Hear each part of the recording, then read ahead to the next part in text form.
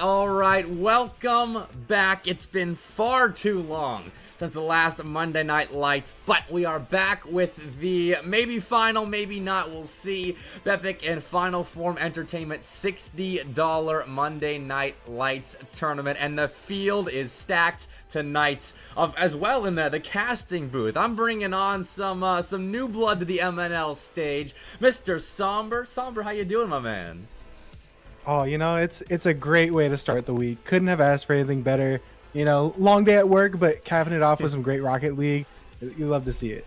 That's how it should be done right there. You work hard in the day, make all your money, and then you come and relax with some phenomenal collegiate Rocket League. That's how the world should work, and it is phenomenal tonight. I'm going to put up real quick the participating teams list real fast just to show you how stacked it is. Somber, I mean, I know you've seen the field. Like, this is the most stacked MNL has been. What do you think even happens tonight? I mean, man, it's going to be a real slugfest from some of these teams. Some teams that are maybe a little bit unproven. We're going to see some new roster combos, some new players to the stage. But particularly, got to have your eyes on Colorado and Shawnee States. Those are your heavy hitters. Siena Heights, yeah. Siena Heights. They made some waves during the last one, so that's going to be an interesting team to keep your eye on as well. And then, UT Arlington, always a wild card team, if you will, in the collegiate space. So, 4 big name teams and lots of players looking to make a name for themselves tonight. Not to mention as well, Radford, who isn't a big name team just yet, but they have just picked up Rhyolite, who was a Cumberland commit for the last couple months, as far as I know, and he switched allegiances, transferring his commitment, because he hadn't actually attended Cumberland just yet, but over to Radford to join Xeros and Super Smurf. So that's why I picked them as the first matchup for tonight, because Shawnee State, Somber, we kind of know the Taco Stash and Slayer combo. We've seen them a lot in the CRL space for a while, but Radford, a completely fresh roster we're getting to experience here.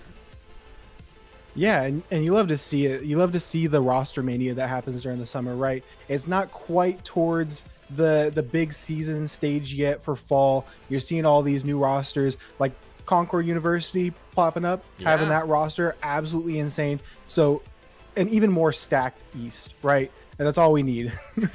Is more talent going to the East.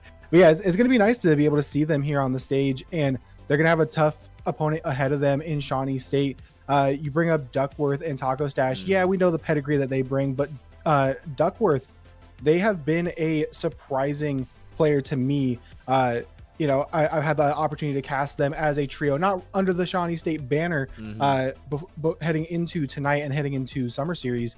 But Duckworth, they have been a very, very solid third for this Shawnee State squad. And they've been putting up some big and good results against some very tough competitions. So they've been able to make it through the ringer. They played Ole Miss, took them all the way to 5 in that upper bracket to qualify for Summer Series, and then beat out what we can both agree is a very talented and kind of dangerous UTK roster for them to qualify into league play. So they've shown that they can take down some big teams. And yeah, Radford, they're going to have their hands full tonight.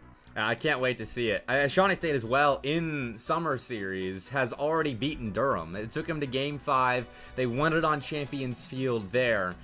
So Shawnee State's obviously got the reputation or the skill, I suppose, on the field to back up their reputation. So Radford, I wanted to see this one because it's a wild card versus a staple in the collegiate scene.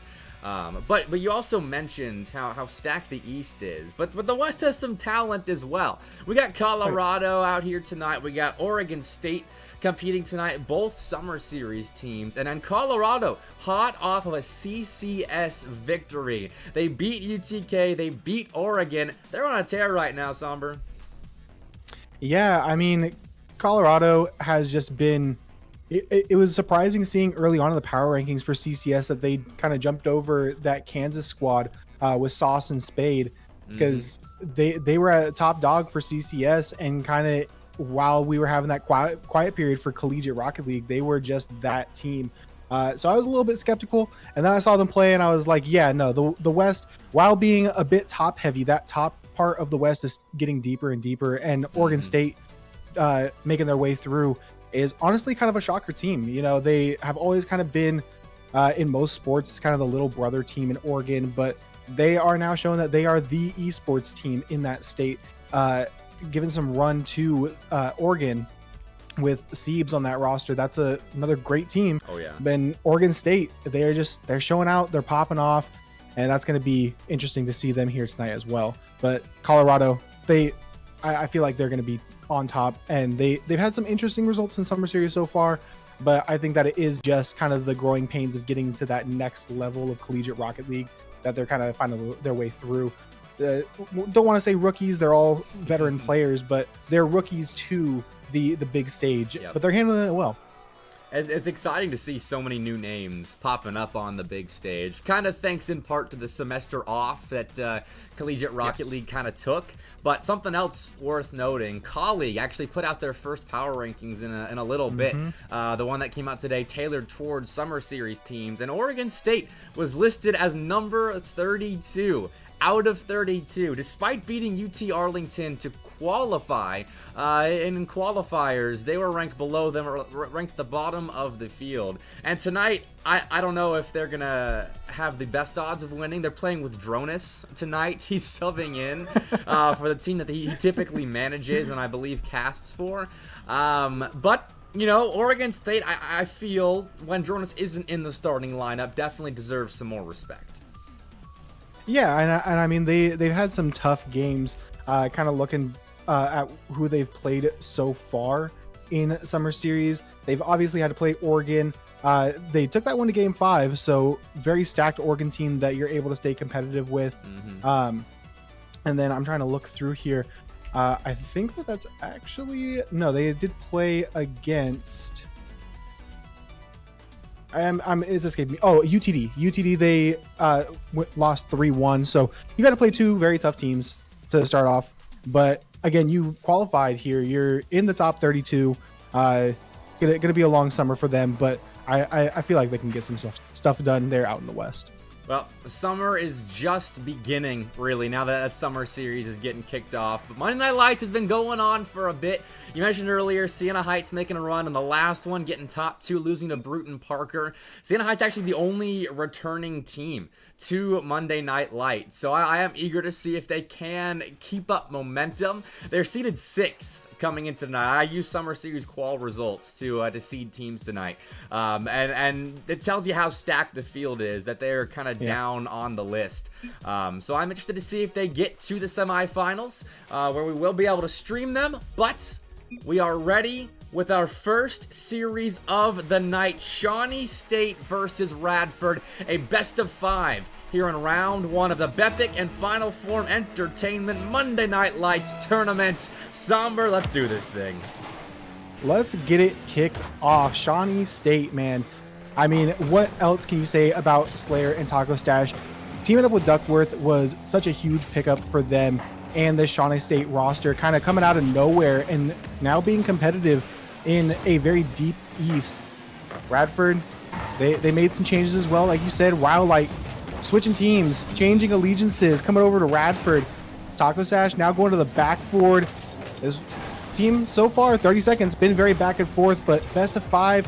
You got that game 1 to kind of warm up some stuff here, try to get some mechanics feeling good, get a read on your opponent, but you don't have that luxury of the extra 2 games of the best of 7. Gonna have to tighten up quickly here if you want to, come out and be dominant off rip.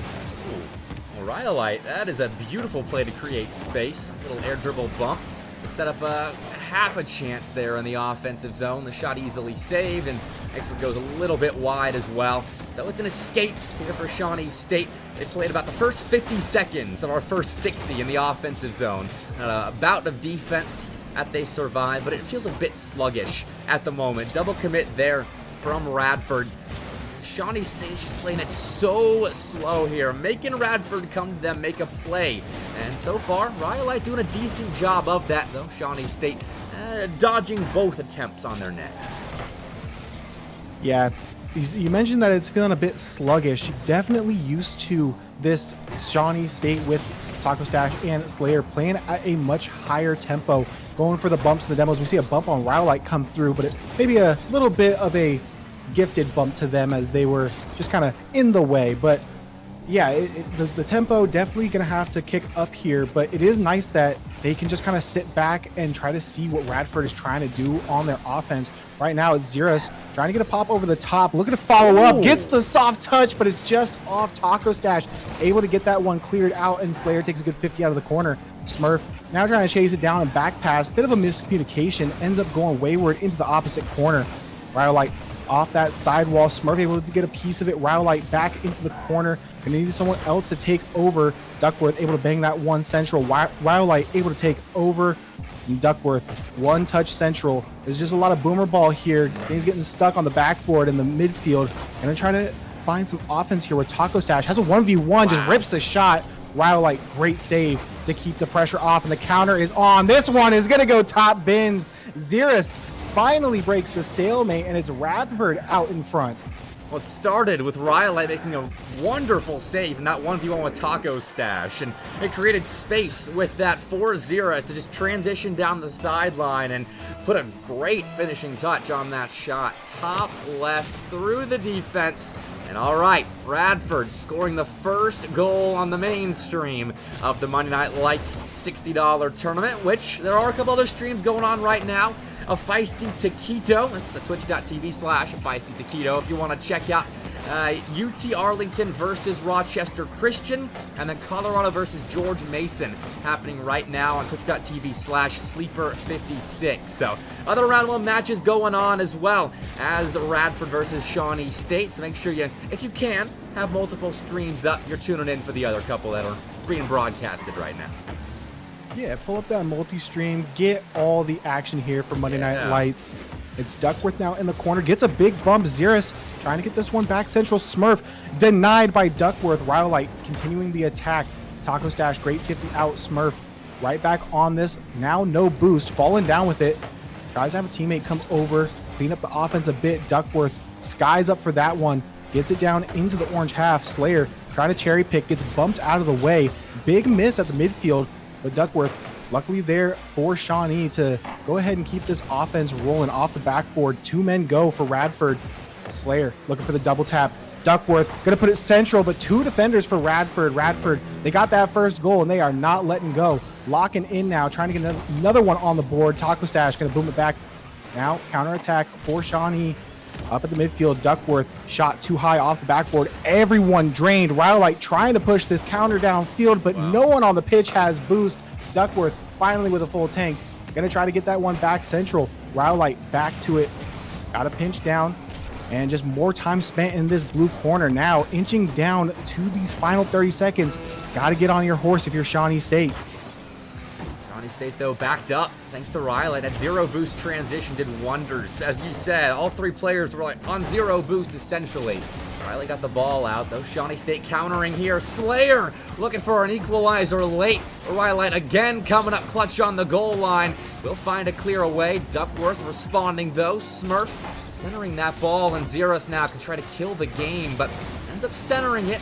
Riley, though, as third man, defends the Shawnee State clear, and it'll have to happen on 0 seconds here if Shawnee State's gonna come back. But game 1 ends up falling the way of Radford, and they kick off their run tonight on the right foot.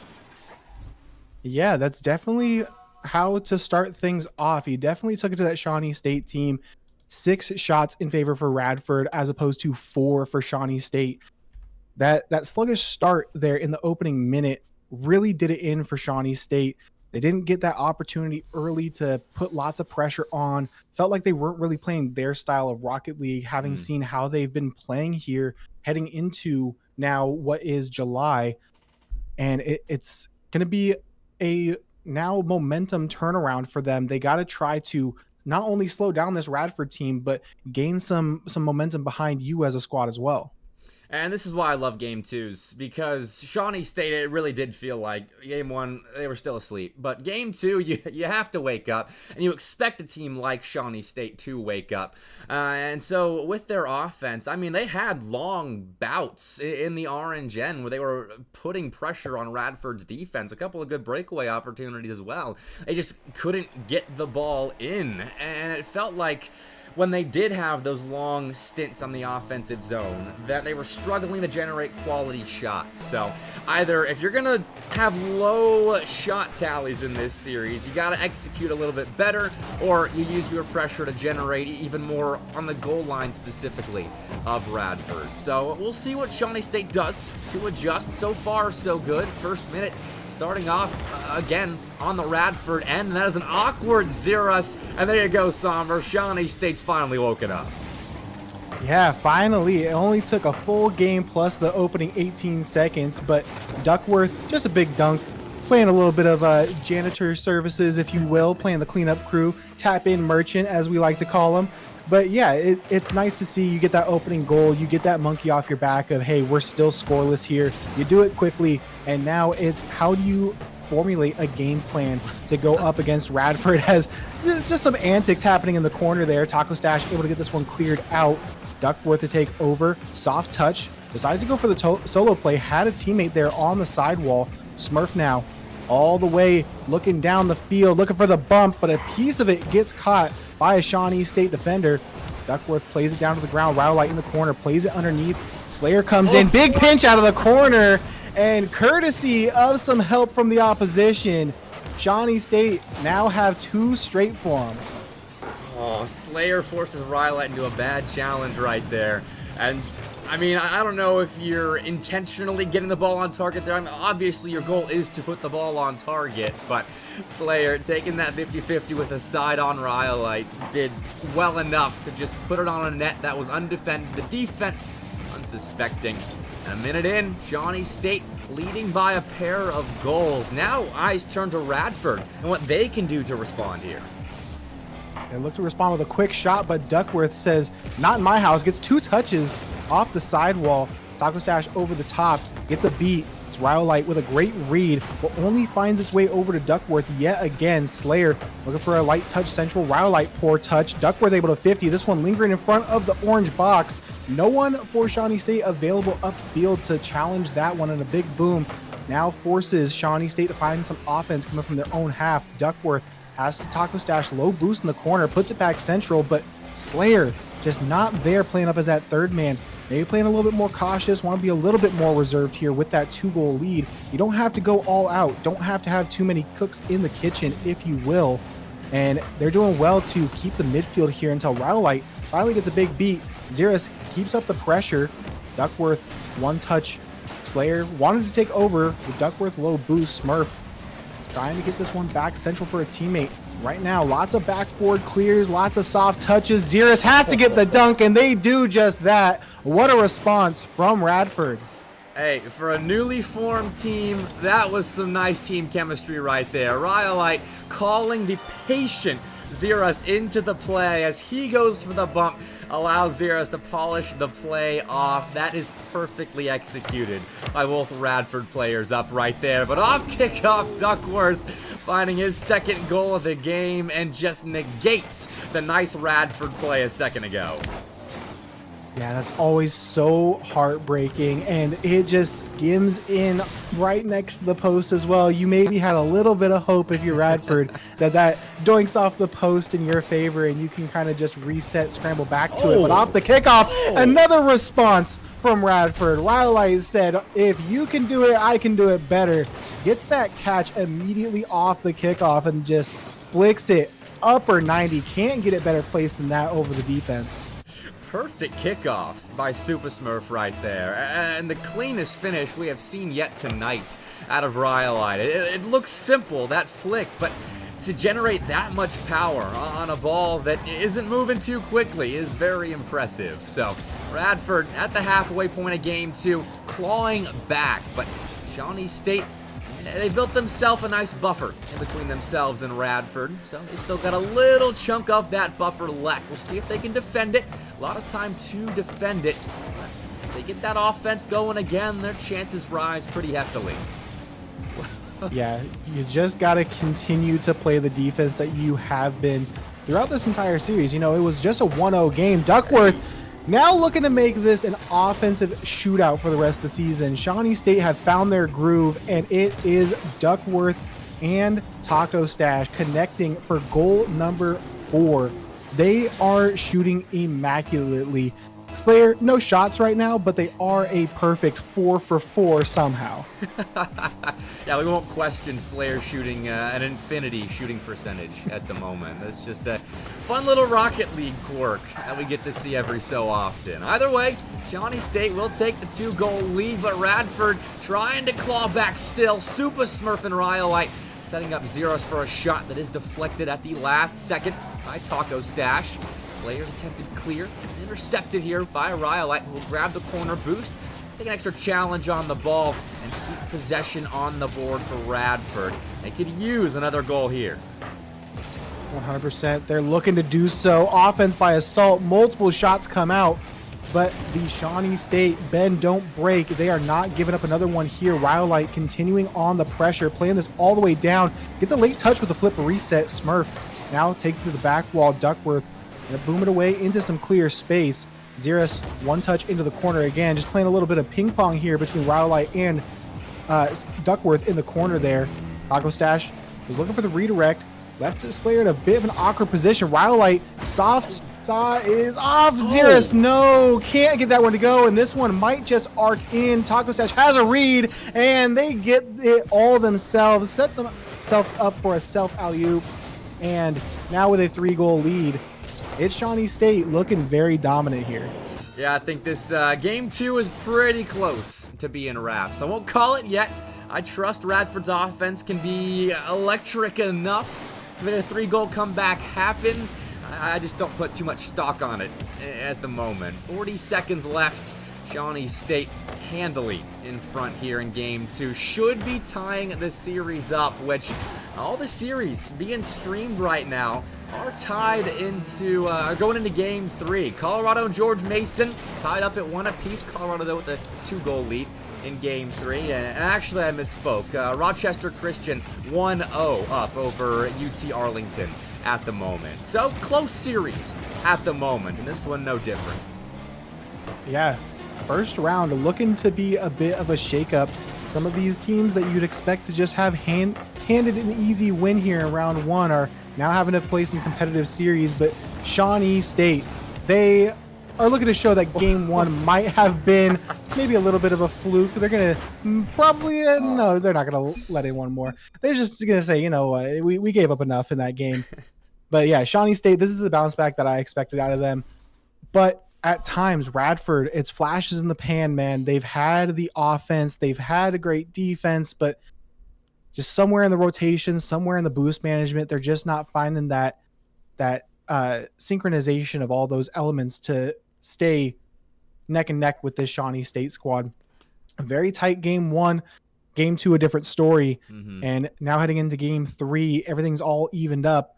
You got to find a way to get back to looking like forms of game 1 Radford out here. Well, Radford had the shot production on point. Yeah. Rhyolite himself doubling the entire Shawnee State offense, who did shoot 100% ultimately at the end of game 2. Rhyolite putting up 10 shots, Xeros with 5, matching Shawnee State's totals, and Super Smurf with just a trio of opportunities. But that is probably the strangest post-game scoreboard I think I have ever seen. I think I could confidently say that, with Radford putting up 18 shots, scoring 2 of those, and Shawnee State shooting 100% on 5 shots. That's absurd. So we'll get into game 3. Clean slate, I feel like, for both teams here. Shawnee State with a touch of momentum, but Radford with the ability to respond going into game 3. Yeah, definitely need a big response out of them. Shawnee State, you got the pedigree behind you. This is pace versus poise, right? Can Radford make Shawnee State uncomfortable? Can they play at a pace that makes them uncomfortable and puts you back in this series? We've seen that at times where they are able to turn on the offense, play at a breakneck speed. But Shawnee State, they know how to play well. They are some seasoned veterans here in the collegiate space. They know how to get things done. They know how to win games. So it's just, can you shut down the offense of Shawnee State, but also at the same time not stay too passive and not overcommit when you have those opportunities. Boost totals have been an issue for both teams at times. It seems like when it starts to become an issue, it's at a critical time for Radford. Well, playing defense effectively at the moment. Rhyolite is going to find Xeros down the field. I don't think the greatest of first touches taken, but Xeros recovers it, gets the ball to Rhyolite, who spikes it down, nearly put that on target. But it does set up offense for Radford, and we'll see what they can do with it. And Chance, I just saw your question. Radford is located in Virginia. I forget, it's either on the East Coast or West Coast of Virginia, or East side, West side, whatever. Xeros is scoring. I don't care where you're located. As long as that ball's going to the back of the net, that is a clean double as he took advantage of Slayer's miss there on the back wall. Yeah, got to capitalize on the opportunities that are given to you for Radford. They did so perfectly there. That's the right kind of play that you want to get against this Shawnee State squad, because they're not going to give you many clean looks at net. So you've got to get those quality shot opportunities to go your way when they are available. Rhyolite just looking to take this one all the way down, but again, no boost to follow that play. It's Slayer now on the counter attack, looking to go round to air, shut down by the Radford defense. Rhyolite, big 50, 30 boost in the tank. Can they get Taco Stash to give up possession? Blue on the front of his car. Big 50 comes out from Smurf and maintains the possession. Another big 50 comes out. Xeros now trying to track that down in the corner. Rhyolite pre-flips that off the sidewall, puts it central and tucks it to bed. It's now up 2 for Radford. And then it's another mistake here from Slayer. He gets caught out, and Xeros was sweeping the back line. I'm not sure if anything happened there on the goal line, but it was an awkward play there. For Slayer in that third man position, gave kind of an easy finish to Rhyolite, and we know Rhyolite can hit that, but here he is giving an easy opportunity to Taco Stash. Super Smurf does help out and dive in front of the play, getting a block to prevent Shawnee State from scoring immediately, but they will get one back quickly thereafter. 2-1, Shawnee State biting back. That initial shot from Slayer was almost as perfect as you could have had it. You had a defender in your face. You put it close post. No one rotating through could get a hand on it, but just a bit too wide. Great cleanup from Shawnee State. to be able to cut this lead now in half, heading towards the halfway point. Taco Stash down below. Rowlight gonna sweep along the back line, get that one cleared out. Xerus, 10 boost, trying to get a good quality shot. Duckworth pinched off their own crossbar. Wow. Denial by Taco Stash, and it's Rowlight able to get a boost grab. Offense still pressing here for Radford. Smurf, big pop high. Xerus gets bumped, has to try to recover off this. Smurf with 100 boost, Rowlight with 100 boost. Counterattack is on after that short-lived boom downfield. Ended up just going mid. And it's Radford again.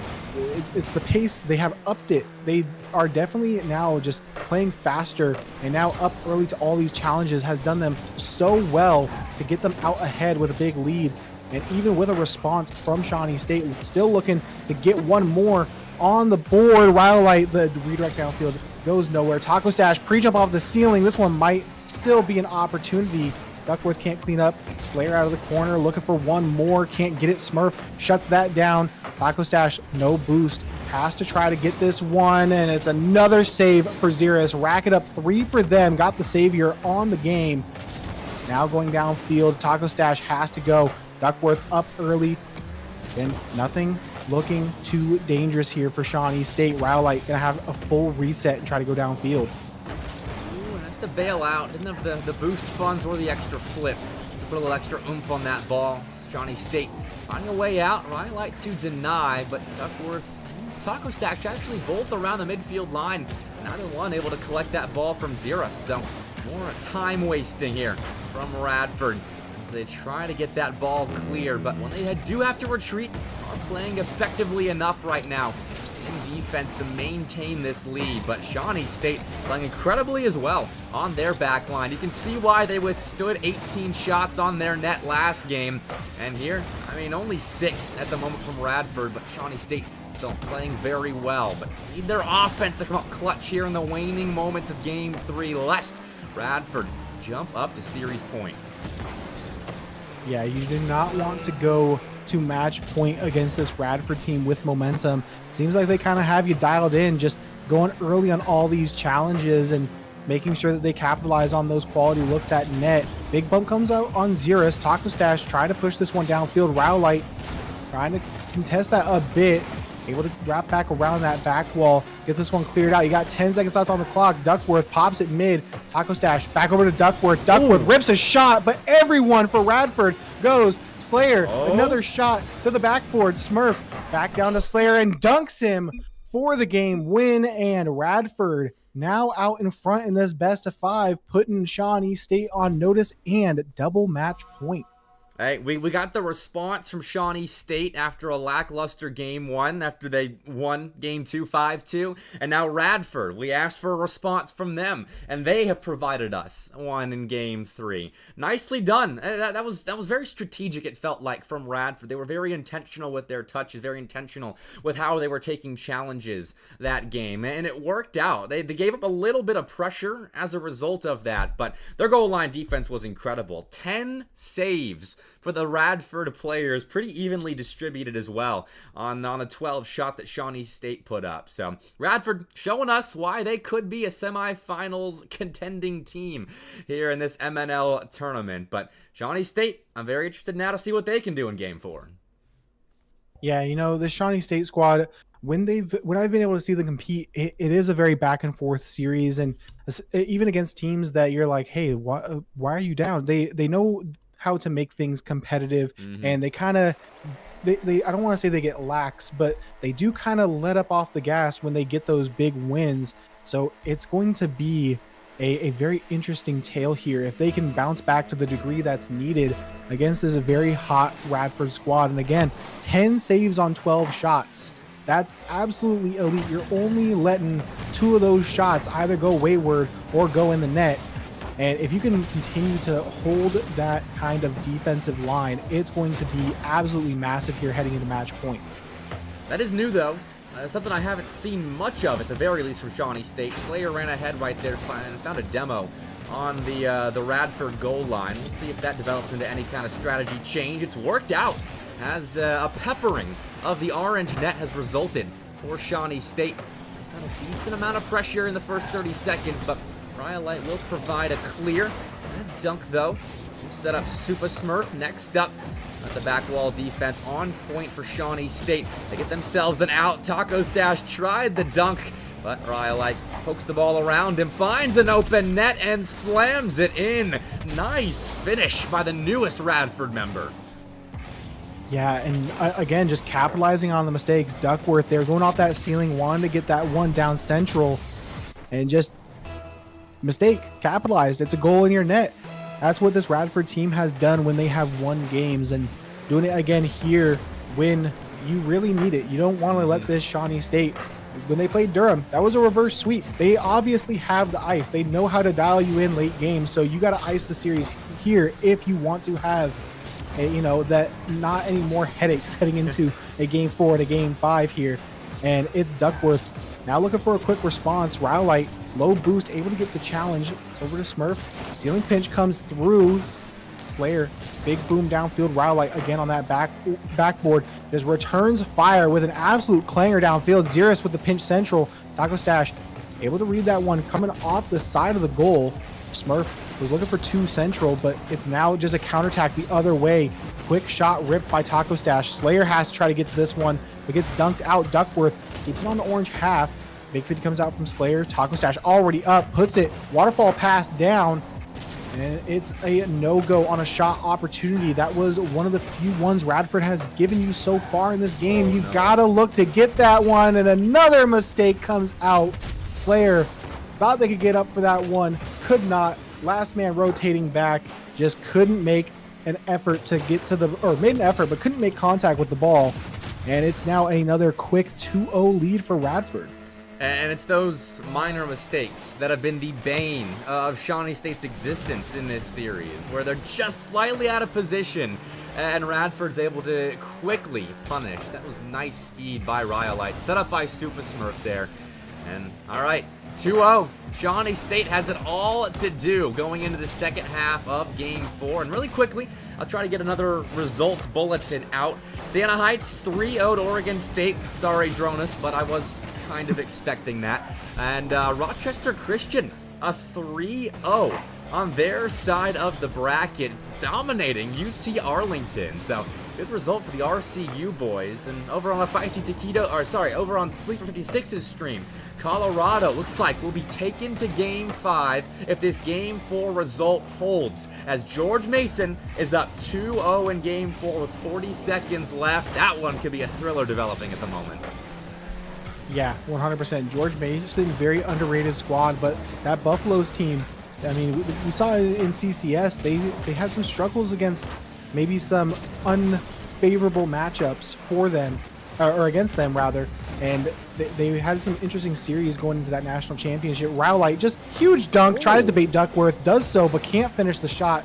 Smurf picks up the 100 pad, now looking to go to work on offense themselves. It's a 50 straight down, Xeris 50 out by Slayer.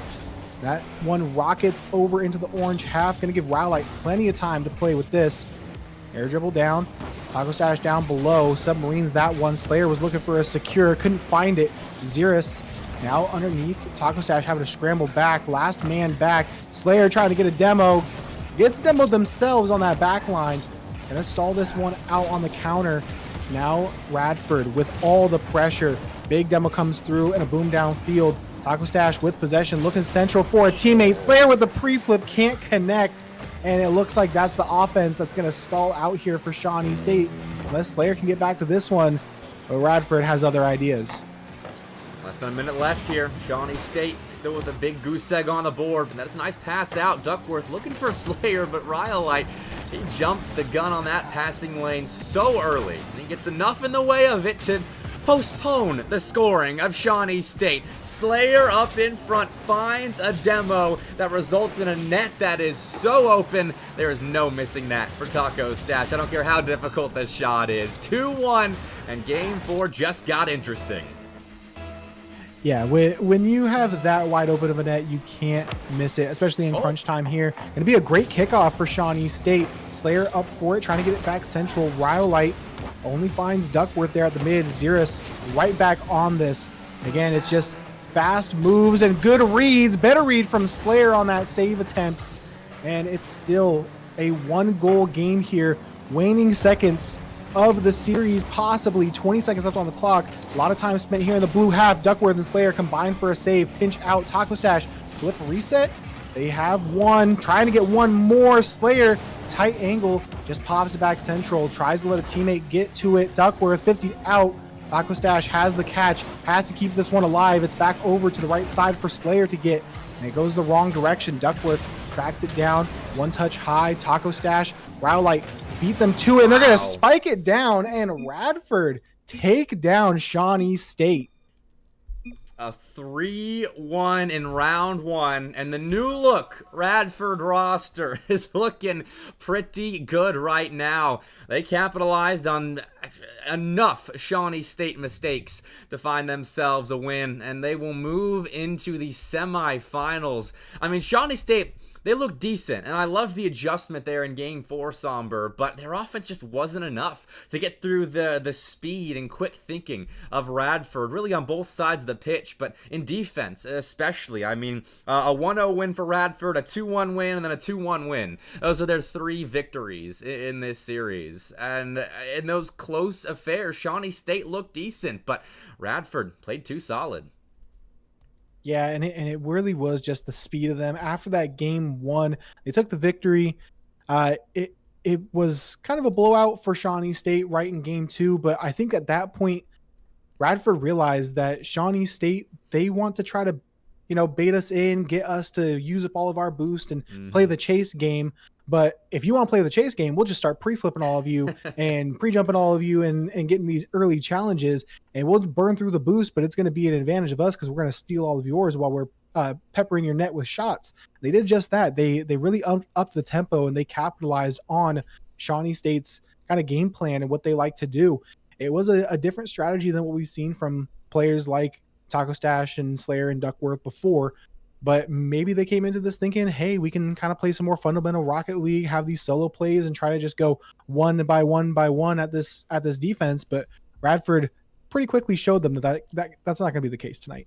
Nope, not tonight. Sorry, Shawnee State. Your run ends a little bit earlier than I'm sure some were expecting, as I had them seeded number 2 coming in tonight. And I'm going to flashbang you all really quickly with the bracket. I use Google Sheets for this one, so it's a little pale, but that is the bracket for tonight. Colorado in Game 5 right now with George Mason. We are going to tune in for the end of that game in just a second on the Sleeper 56 Twitch channel. And then UT Arlington swept by Rochester Christian. Big win for RCU. And then on the bottom side of the bracket, obviously we just saw Radford 3-1 the Shawnee State boys. And then Siena Heights 3-0'd Oregon State, who had Dronis subbing in for that one. So I'm glad to see the caster getting some reps in. But Somber, I appreciate you joining me for our first series of the night. That was a lot of fun. Yeah, man, it was absolutely fantastic. Thank you for having me. Like I said, I love collegiate, man. I love the collegiate space. It's so much fun, especially things like tonight where it's a on paper upset, but honestly, looking at it on the pitch, it was a much closer matchup than anyone would have probably expected. Yeah, a solid matchup to start with, and it's only gonna get better. But we'll take a short break as we tune in for the Game 5 going on right now on Sleeper's channel, and then, of course, get set for our first semifinal of the night. So don't go too far as the Bepic and Final Form Entertainment Monday Night Lights tournament will be back in just a little bit. I'll see you there.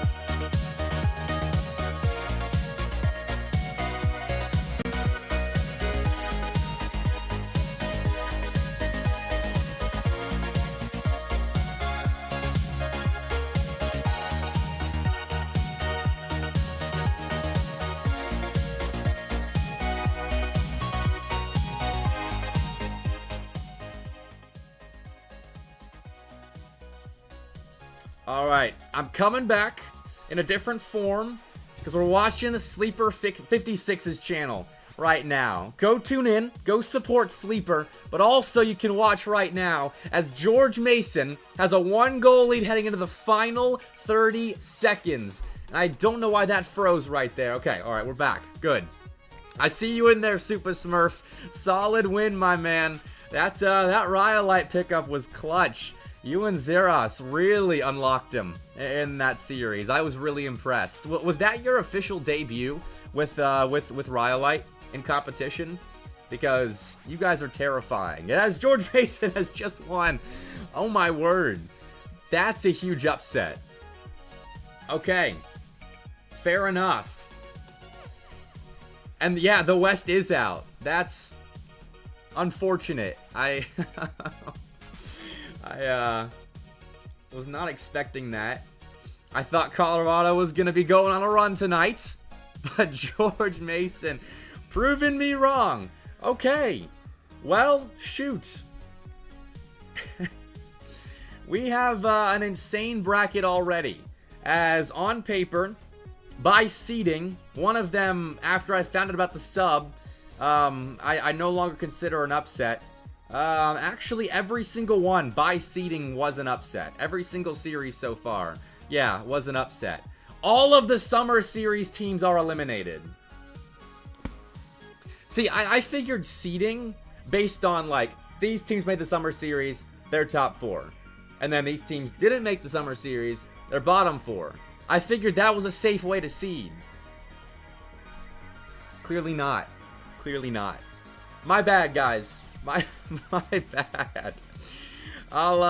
One day I will master the art of ranking teams, but today is not that day. Seeds 5 through 8 advance to the semifinals. Rochester Christian versus George Mason, going to be the first 2 teams up on the board. I am going to duck out really quickly to get my caster booth set up, to get my next caster in here and set up. So, stay tuned for Monday Night Lights. You really don't know what is going to happen on MNL. So, please stay tuned. Exclamation point bracket in the Twitch chat if you want to see the bracket. Exclamation point final form. If you want to check out Final Form Entertainment, great community, great organization over there. If you want to play under the banner of an organization, then I would highly recommend checking out FFE. But for now, another break incoming. I'll see you in a second.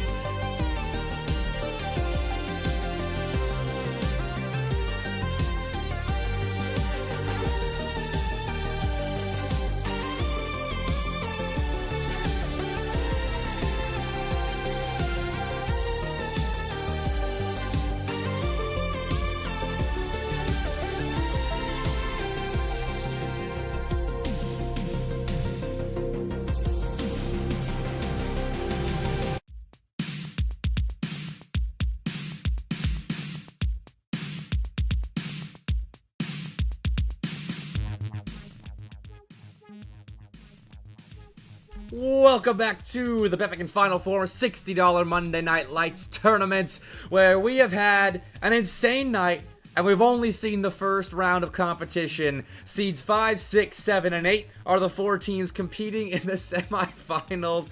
Dronis, you've competed, so you're well aware of the results tonight. First of all, how did your series go?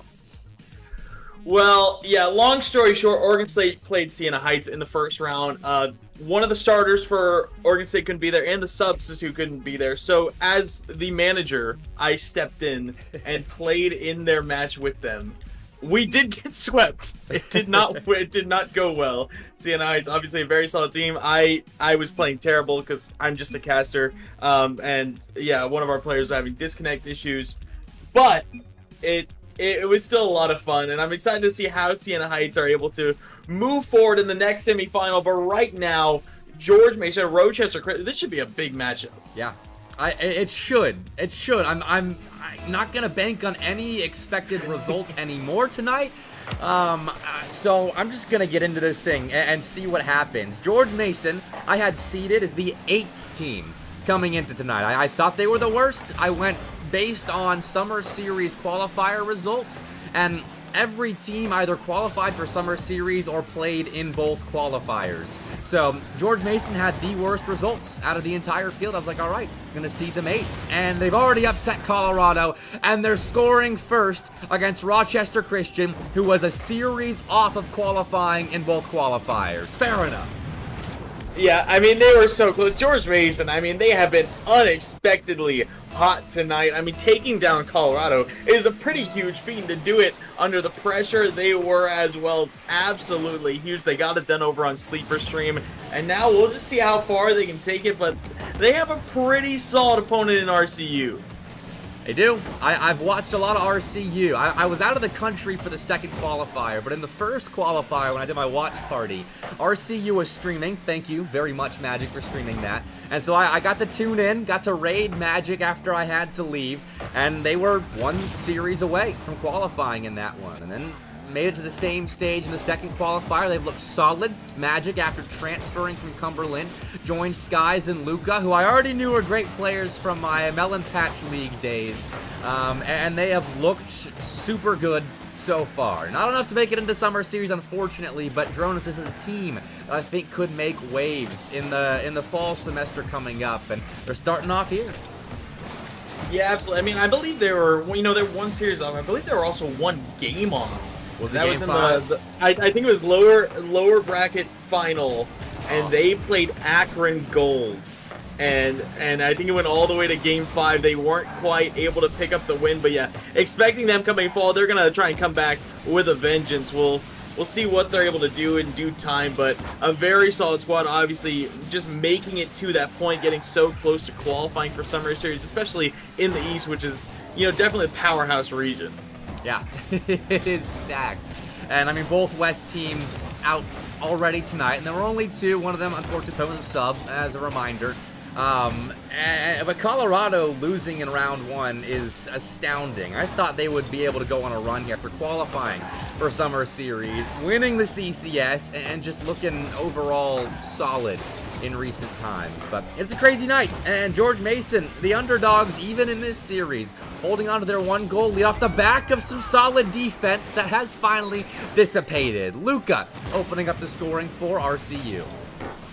Yeah, just chucking that downfield. Magic actually tried to get a pre-flip redirect. That ended up faking out Dev on the goal line. Couldn't quite reach it, so we're all tied up at 1. And good call, Food. UTA is West. They are also eliminated. I still think Texas is East in my mind just because of the SCL, but that's right. They are West and they are eliminated. And all right, I'll stop talking about the bracket here as we've mentioned the chaos enough. I'm expecting it to continue though. George Mason looking for a response here. Almost got one, but on the goal line, Skies coming with a good touch. Luca, the extension out of the corner, midfield line into the box of George Mason, but as far as RCU will get, then we push back into defense here. Yeah, it looks like both teams are still kind of just filling each other out here in game 1. I mean, 2 very solid teams going head-to-head. You're gonna be weary of one another, seeing a lot of defense rotations. None of these teams really getting too aggressive too early. You can see Dev a little bit far back on that infield passing play, wasn't able to reach it. Skies carrying it to the other side for RCU, but still a pretty defensive stance. I'm assuming that's going to change as this series goes on.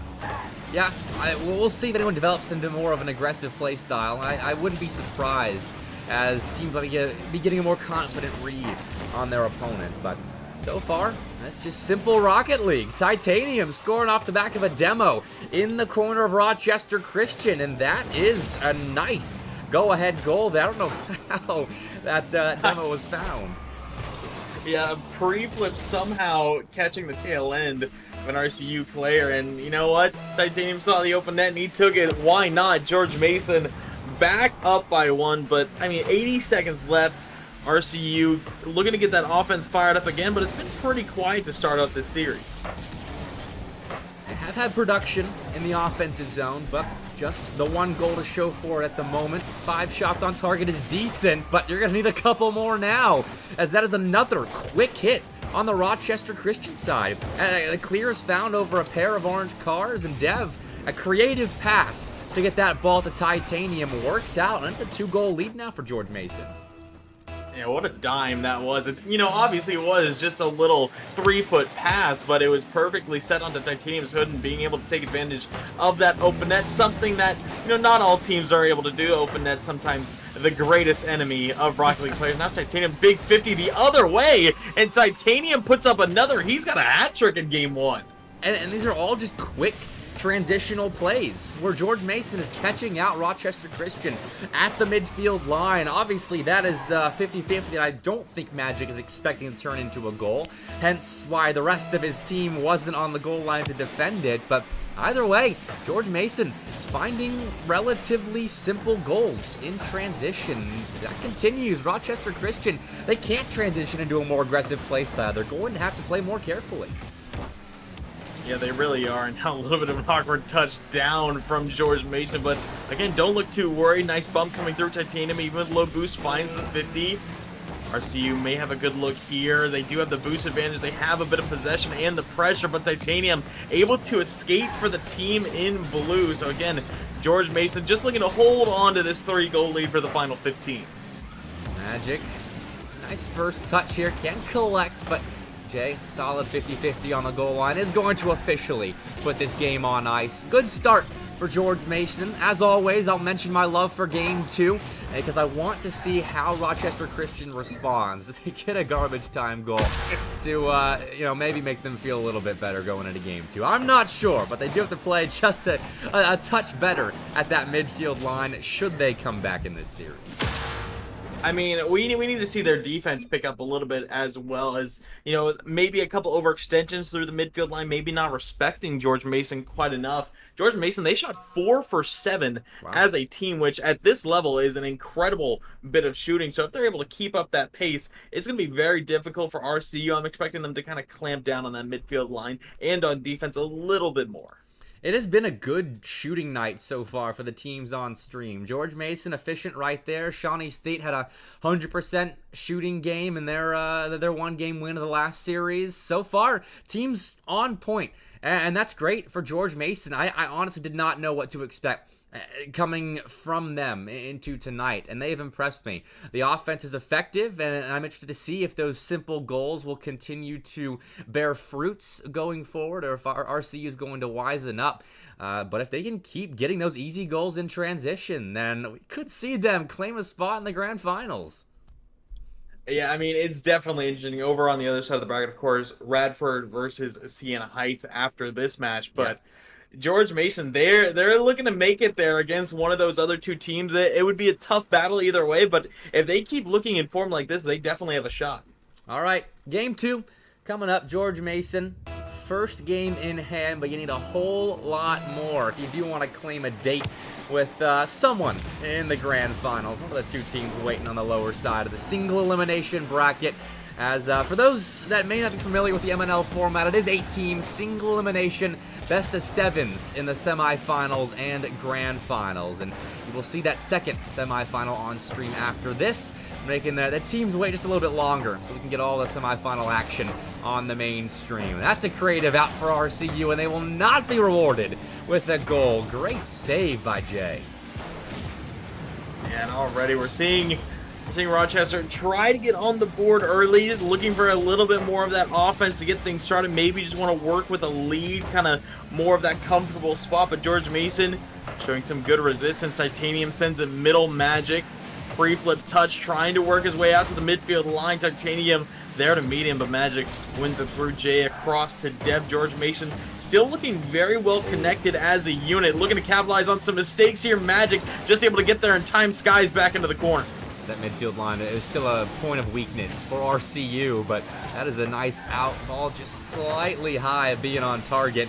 And Rochester Christian finding themselves an opportunity. Magic running interference on the backboard, just walling off Titanium, getting a decent touch on that ball, though it is still a clear found by George Mason. Titanium looking for another one, but Magic again, the bane of his existence, denying access to that orange end of the pitch on the midfield line. So again, George Mason working from their corner, where they're playing well enough not to concede, but not well enough to find an immediate clear. And I think the nice change we're already seeing from Rochester Christian, they're playing a little bit slower and a little bit more controlled. They're not trying to rush as much, and it opens up easy opportunities like this. Skies bangs this one into the back of the net. Is really just no one able to challenge from George Mason. All kind of low boost, all kind of not quite there in time, so able to take advantage. It's just a misread from Dev coming off the ground there. Not an easy read, that ball bouncing off the back wall like that, but still a mistake that leads to a punish from RCU, and they are on the board first here into game 2. Haven't had to play a ton of defense in the last minute or so. Field domination actually heftily in their favor, so maybe the last 2 minutes, as RCU 70% of the time played in game 2 so far spent on their offensive side of the ball, and that should continue here with Skies on the rock, but Titanium taking it away, forcing Luca back for a second, play that ball creatively at the midfield line, and Rochester Christian will keep the offensive going. Yeah, they want to add on a second here. They want that cushion moving into the latter half of this game. Maybe even looking for some sort of a shutout here to kind of swing the momentum back the other way. Magic, high touch up at the midfield now, gonna leave it for a teammate. Dev outpacing Luca back into that corner. Titanium and missile of Skies on it once the dunk all the way through, but Jay able to redirect it to the far side. We are seeing George Mason look a little bit awkward on defense as pressure surmounts and Magic snipes the far side. Titanium gets kind of chipped right there by Skies and then gets caught in between, making a challenge on that ball and rotating back, which leads to just a slightly late rotation as that ball was placed perfectly by Skies right there. Rochester Christian generating so much power on their shots at the moment. Magic, one back wall here, but Dev wins that exchange handily. Big clear there for GMU.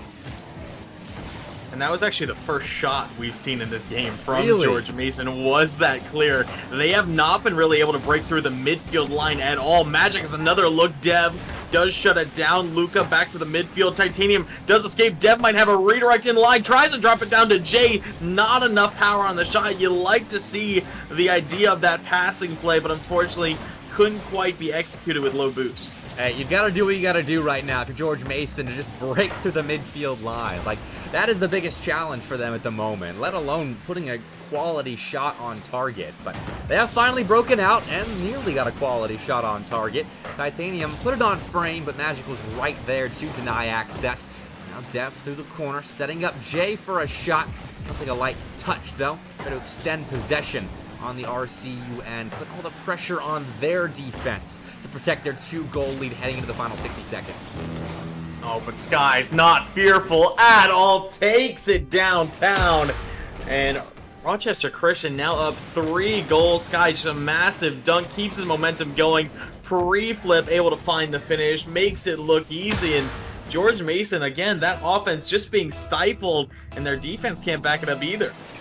I mean, their offense had better chances in the last 30 seconds or so. That was their best stint of offense this entire game, I'm pretty confident in saying, but just let it slip on the backside. And I can forgive a little bit of aggression being down 2 goals and held scoreless going into the final minute, but they get punished for it. The risk doesn't pay off, and RCU looking very likely to be leveling this series up going into Game 3. They get another pretty decent chance on target here, and it will fall off the post. Never mind, I thought that was going in. Yeah, they're trying to add on a fourth because why not? Just get a little bit more momentum going into game number 3. But as time ticks down, they look more than in control there in the driver's seat now here in this series. Dev, flip, reset, might find the finish. No dice, Skies booms it away. That marks the end of game 2. That's not an easy win for Rochester Christian. They had to work a little bit for their food there at the end, but it's just solid. Solid all the way through. A very much better game from them. Coming from game 1, where it was a little disjointed at times. They were punished a lot for awkward midfield play. And then here, they dominated the midfield third. Like straight up. It felt like George Mason had to pay hefty tolls just to get access to the offensive zone consistently. And at the end, it was much better. They got a bit more production, but by then it was far too late. Yeah, absolutely. I mean, I don't think RCU allowed a shot on target until the back half of that game. And yeah, by then, RCU, they're just so in control. Even if you get a shot on target, you still need to bring in more pressure. You still need to build an offensive attack. You can't just really lay a shot on target from your own back wall. And RCU just so far ahead, so much in control, and they were just able to kind of carry it from there, even though George Mason had a lot better looks kind of in those final 2 minutes. Just wasn't quite enough. So now that begs the question is, can George Mason replicate their kind of final minute of offense that we saw in Game 2, or were they just relying on good midfield play and quick transitions in Game 1 to take the first one out from under RCU? And Game 3 hopefully will answer some of those questions, but George Mason has to be careful here. They've got to be very careful, because if RCU is another effective offensive game in Game 3, then they could easily run away with this best of 7. But you do have that Game 1 in hand, fortunately, for George Mason, to give you a little bit of wiggle.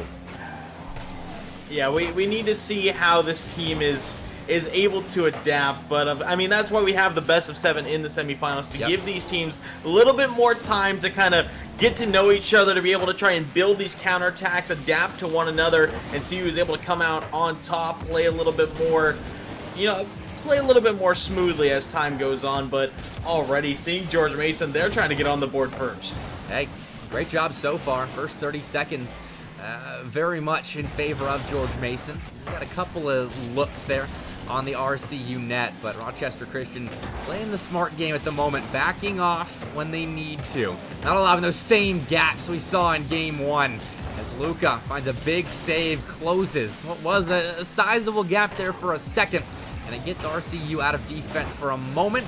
George Mason keeping that press on. Keep it going as Dev does escape into the corner. Skies turns it around from Magic, pops it up over 2. Is there anyone there for a rebound? No. Low on the goal line, Dev does find a 50. Already seeing Rochester Christian getting some better looks here. Magic into the back wall, a little bit awkward for George Mason. It's going to be cleared away. Magic trying to keep it on the offensive side. Luca wants a demo, leaves the ball completely, and the midfield is up for grabs. The play's not working out at the moment for Rochester Christian. They're going for passing plays that aren't quite connecting, bump plays that aren't quite connecting, but they just score off of a simple couple of beats. They're in the offensive zone. They don't need creative plays right now if their speed's on point 1-0.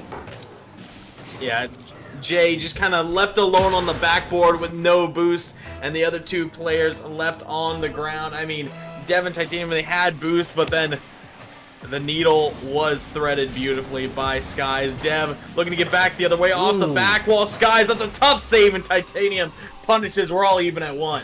And just like that, George Mason's on the board.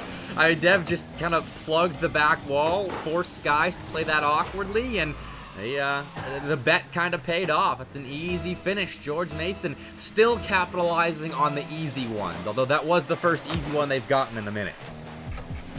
Yeah, we've seen Rochester Christian really kind of step up their game, and they are really forcing George Mason to work for basically every single goal they have now.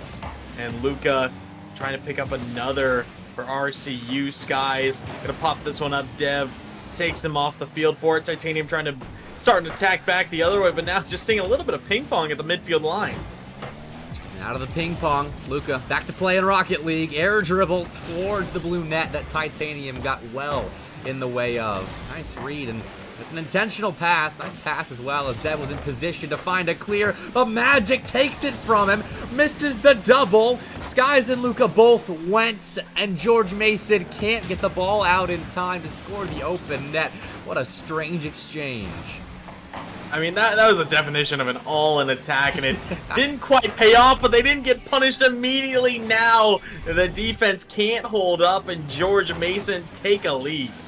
Yeah, they didn't get punished immediately, but they were eventually punished.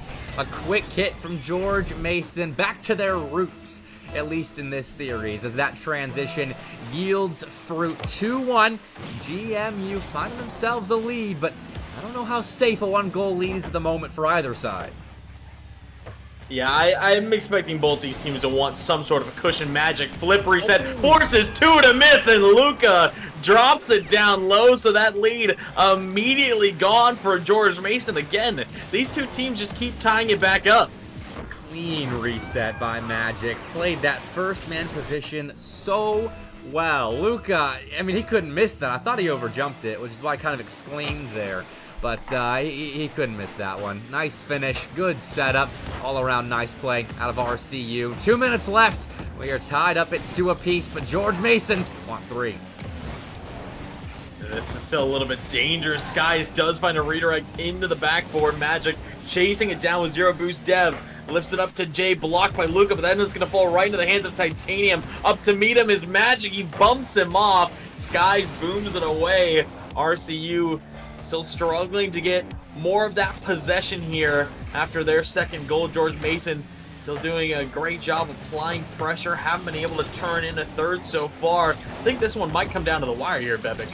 It is. Final 90 seconds, the business end of Game 3. An important win, I feel like, for both teams, with George Mason trying to get back on the right foot in this series, which, you know, even if they lose this, I think they have. Their offense looks a lot better here, but for RCU, they could gain a lot more momentum going forward if they do claim the series lead here after our third game. But right now, it feels like anyone's game. I feel like both sides have shown that their offenses can kind of explode in moments and steal goals out of unexpected moments. Oh, there you go. A big demo play. I mean, Dev, a demo at the midfield. No one left back. George Mason taking another lead. It was a great attempt from Skies up high, but a quick demo and a quick transition is all it takes to give it back in favor of George Mason. Nice interception by Jay as well. Skies kind of blew a tire on that flip reset play, and Jay expected it. Was in position, got that quick out. And George Mason, late lead here that they could add on to. Passing play across, read by the RCU defense, and Luca follows it up with a nice crossbar raid. It will get Rochester Christian out of defense, but final 30, they need a goal ASAP. George Mason might just be looking to play a bit of keep away here in the final 20 seconds. They're trying to keep Rochester Christian locked in their own half, beat one player at a time, maybe looking for a fourth. Dev shot will be saved away by Luca. That gives some time and space to Sky. Off the ceiling, can Jay reach it? No, it can't. Bar down! Skies puts one away with 10 seconds left to go. And it's just a simple ceiling shot. He's so quick with that. Titanium and Jay both jump up to block, but neither of them get to it before Skies puts it bar down and in. What an answer by RCU. I mean, George Mason, they've been, leading for the majority of this game, but RCU have been with them every step of the way. They keep on equalizing. Titanium lets this one drop in his own corner. We have overtime. Our first OT of the night, and it still feels like anybody's game here in Game 3 of this best-of-7 semifinal. Magic tries to start off possession on his end, but Dev gives it to George Mason first. Skies can't clear it. Titanium intercepts at the midfield line, but going back and forth. This bout for possession hasn't quite yielded a winner just yet. Yeah, we are seeing a lot of early challenges, some more pre-jumps as well. Both these teams really trying to limit that possession for either side. Now a little bit earned by George Mason. Jay into the back while Luca will be able to force it away. Skies pre-flips past one, but you're going to see the early challenges. Deb strikes top right. No one home for RCU, and George Mason take game 3.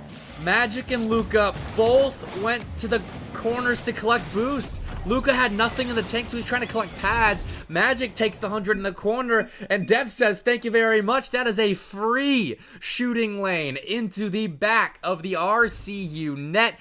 And George Mason, I question their offense after their lackluster Game 2 performance, and their offense stormed back. 4 goals on 11 shots. Yeah, that is a response and a half, GMU.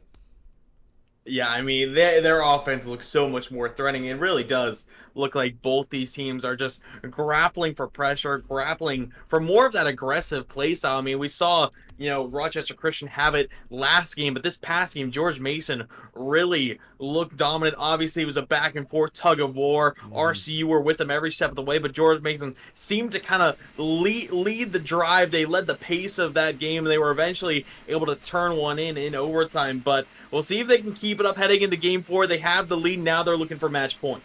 This feels like a similar matchup in terms of the play styles that both teams are employing so far in this series, where they're just playing it simple, making sure their rotations stay solid and until gaps emerge in the defenses. So that is pretty creative from RCU, trying a bit of a team pinch there out of the arrow space, but doesn't pan out. The goal line defense of George Mason effective in the first 15 seconds, but is it so here? Magic flip reset.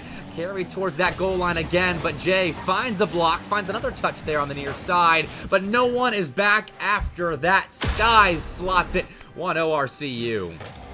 I mean, pressure surmounting like this, there's not much you can do. Jay got a nice cut there, but bumped off, leaves an open look for Skies, who really seems to be leading this offense for Rochester Christian. I mean, Magic looks so good in the first man position right now. His flip reset game has been on point so far. And Skies and Luca, when it comes to finishing touches, have been 5 stars and a chef's kiss. And GMU, pretty similarly. Look at that, Dev! Another perfectly placed missile to get GMU back in this one. I mean, the long ball threat here. Another shot from the midfield line. Luca just caught out, driving on the back wall with no boost to speak of. We saw Dev place it towards the far post, down low. Really couldn't do anything to reach it, so immediately, again, all equal at 1. Magic trying to change that is slowed by a full boost Titanium, who gets through Skies as well. Magic is missed. Jay has to get back to this ball or just let Titanium finish the play off. The net was completely open after that incidental bounce right there off of Sky's car, and the rest is history. 2-1 GMU.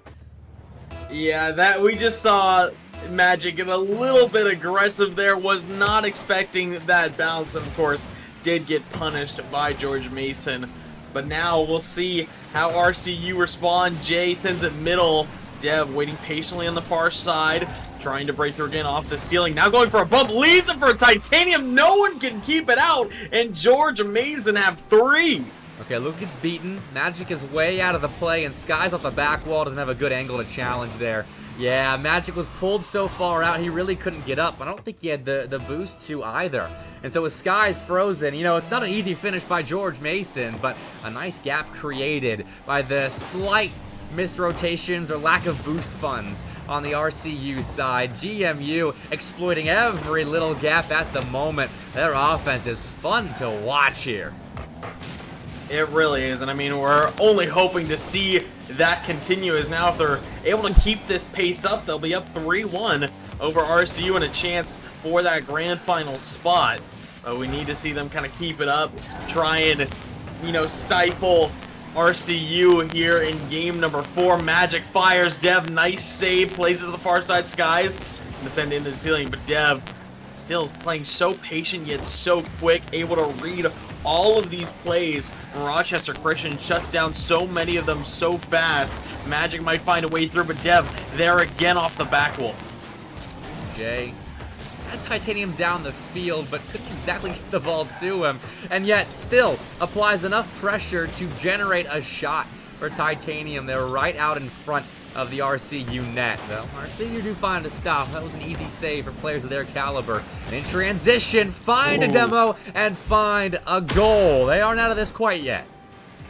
I mean, this is just brutal. Magic right off the challenge lands, keeps his momentum going, and Jay, the blindside demo, not much you can do there, and flies into the far post side. RCU back within one, so still looking to hunt for that third. And the audio's being fixed right now. Sorry about that, guys. The caster audio will go out on me sometimes. It's an OBS thing, so we deal with it on Monday Night Lights. Hopefully it should be fixed now as we get into the second half of game number 4. RCU still trying to find a way back, but playing more defense against the GMU offense that has been awakened here in the mid part of this best of 7. Yeah, it really has. I mean, both these teams, they still look so even to one another, but George Mason, they've just seemed to get, the better outcomes so far. Now looking to keep it going, looking to maybe get that 2-goal deficit back, a little bit of a cushion. Luca pressuring his way through. Jay a pinch out, bumps comes through on Titanium in net. Jay will be able to escape all the way downfield, maybe just looking to kind of stall this last minute 45. On that collection, kind of fumbled a little bit, giving some space here to RCU. Nice challenge taken there on the sidewalk to the skies, but either way, could generate a real opportunity out of it. Even though that ball poked out center, still fielded by the GMU defense, and they eventually turned that play into a clear, and RCU backed up to their back wall. Titanium, a pot shot on, the Magic misses, and Jay's there to punish. What just happened? I don't know. I'm gonna have to watch it back. I don't really know. Titanium just lobbed it up. Magic didn't use any boost. Didn't quite press the button, and it just kind of falls in off the post, and Jay able to tap it in. So George Mason get a bit of a freebie with 80 seconds left to go. Look, top level Rocket League players are humans too. You see mistakes like that you would see in mine or Dronis's lobby. It happens. And so it happens at a pretty poor time, actually, for Rochester Christian, because now they're down by 2 going into the final 60 seconds of Game 4. GMU can get within a game of taking a spot in the grand finals here, as they were the 8th seeded team coming into tonight. And if they make grands, I will issue a formal apology to the GMU boys and everyone involved. But still have some work to do yet. Rochester Christian has a bit of offensive agency that they can't do much with. That's a clear for George Mason. Yeah, we'll see if they're going to be able to do. I mean, they're looking poised to do so right now. They have 30 seconds left to try and take this Game 4, go into Game 5 on match point. Magic lifts this one up, looking to drop it down. Jay cuts it off on the back wall. Trying to play this one out, just limit these opportunities. Luca, pre-flip into the reset. Dev got the early block, forced a double go in. Magic shot blocked as well. Titanium looking to escape. Dev plays it slow, plays the 50 out, and that'll mark the end here in game number 4 for RCU. Oh, he had no boost, but still iced the game perfectly, just by anticipating where his opponents were going to go. And of course, Rochester Christian's going to get another goal on 0 seconds when it doesn't matter. They make it 4-3, but George Mason make it 3-1 in our best of 7, and they are 1 game away from advancing to grands.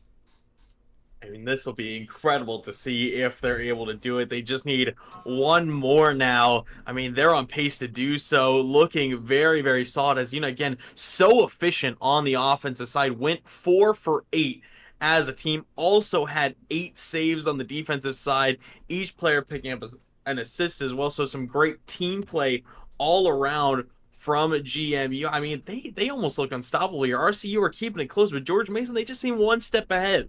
I mean, outside of the game 2 where we started calling into question the quality of George Mason's offense, they've put up 4 goals in each of the games that they have won. So I think the quality is absolutely there. Like you said, they've shot efficiently in 2 of those games. They went 4 for 11 in the other one, but shooting over 50% or at 50% is pretty darn good. George Mason is looking solid at the moment. And Rochester Christian, they have to play better defense. The rotations have not always been solid enough to hold George Mason at bay, and it's been those tiny gaps that have developed because of missed rotations or improper boost management that have burned them in this best of 7. So they got to clean it up, but they've got at least another game to do so. So we'll see what happens in game 5 here.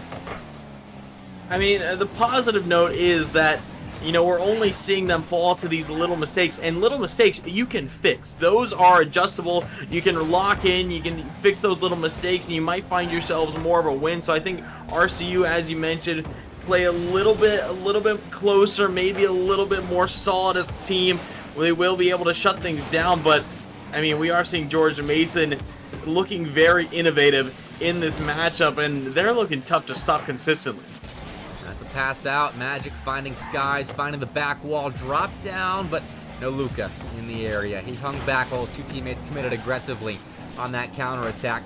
George Mason keep that ball in the orange end. Dev to collect and pops it for himself. Still finds a little poker towards net with the Titanium for a rebound, and an awkward Magic will place the ball to the opposite corner. He was either awkward or just intentionally playing underneath that ball to push it far side.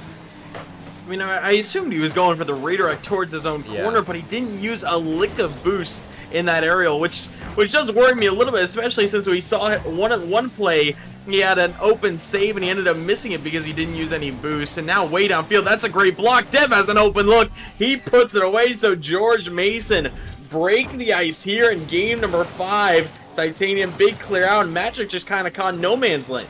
Yep, no boosts. Yeah, no man's land. That's happened so often for Rochester Christian. It feels like we're broken records calling it out. Just slightly out of position, slightly out of boost.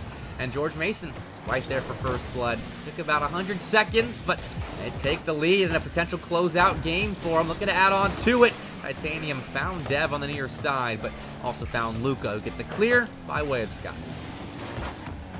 Magic, good beat there. Dev will boom it downfield. Luka waiting patiently on the back wall, clears it back to the other side, trying to get some offense started for RCUC. Skies middle.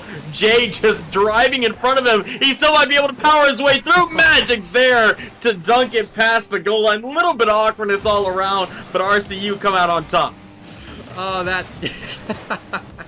that was so much fun to watch. From the light flip reset to the box out that turned into a soft touch out in front. Dev kind of floundering, trying to read whatever the heck was going on, and it doesn't pan out for him. 1-1, RCU got creative there in tight quarters play as well, which is difficult to do, but Dev almost getting an answer back immediately. He has been a sharpshooter tonight, but that one saved away by the defense of RCU.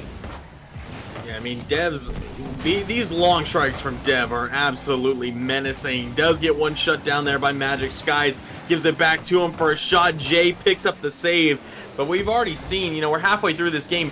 Dev has put up 7 shots. That is twice as much as the entire rest of the lobby combined. He is not afraid to shoot the ball. He's got the one for George Mason. I'm assuming he's looking for more.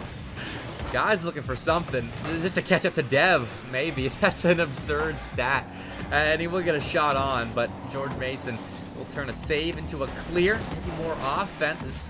That is a nice bump out in the corner. Magic is taken out, but GMU's good play, countered by another out of Rochester Christian. Going back and forth at the moment. Dev collecting in the corner. No, just stealing boost, allowing Titanium to shoot just a little bit off target. But either way, George Mason flipping the field after a quick counterattack heavy exchange. To add to their field domination stat.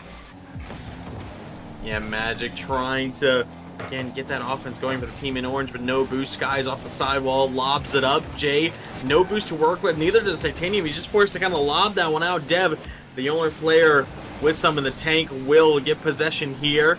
Trying to play into the 50, snaps it past one, leaves it for Titanium on a silver platter. Dev, if he's not shooting, he's setting up his teammates for one. He stunts Luka right there, forces him to use up the last drops of his boost, that little hesitation on the sideline, then chips it past the rest of the defense and just drives off into the sunset as Titanium polishes off the play.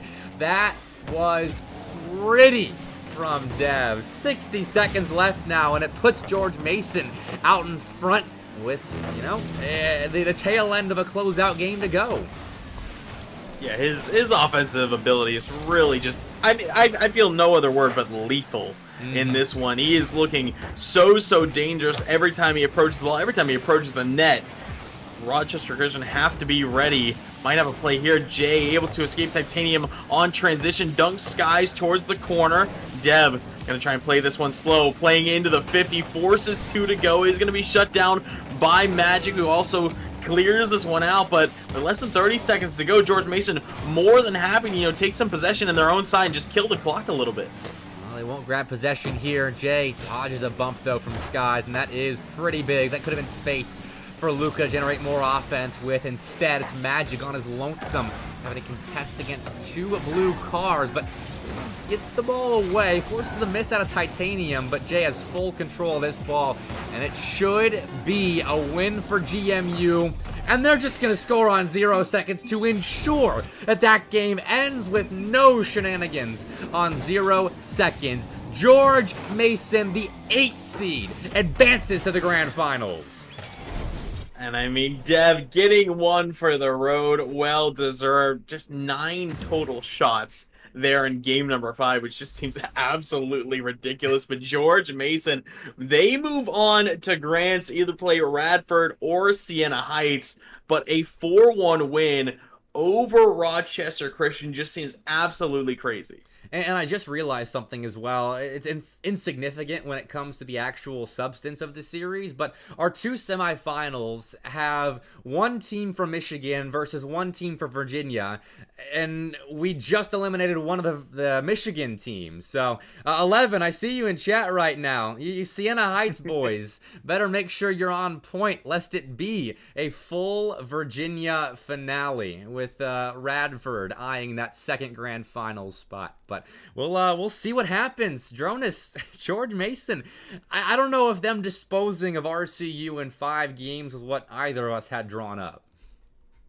I mean, I don't think anyone had them getting past Colorado first. Because Colorado, they've been looking extremely strong as of late. As you mentioned, qualifying for Summer Series, winning the CCS, but they take them down, and now they advance past RCU 4-1. I mean, they are looking dominant, and they're looking to do so in the grinds again. Radford versus Siena Heights coming up in just a little bit to see who will meet George Mason in the grand finals of the Bepic and Final Form $60 Monday Night Lights tournament. As always, ! Final Form in Twitch chat if you want to get involved with their wonderful community. I forgot to mention it.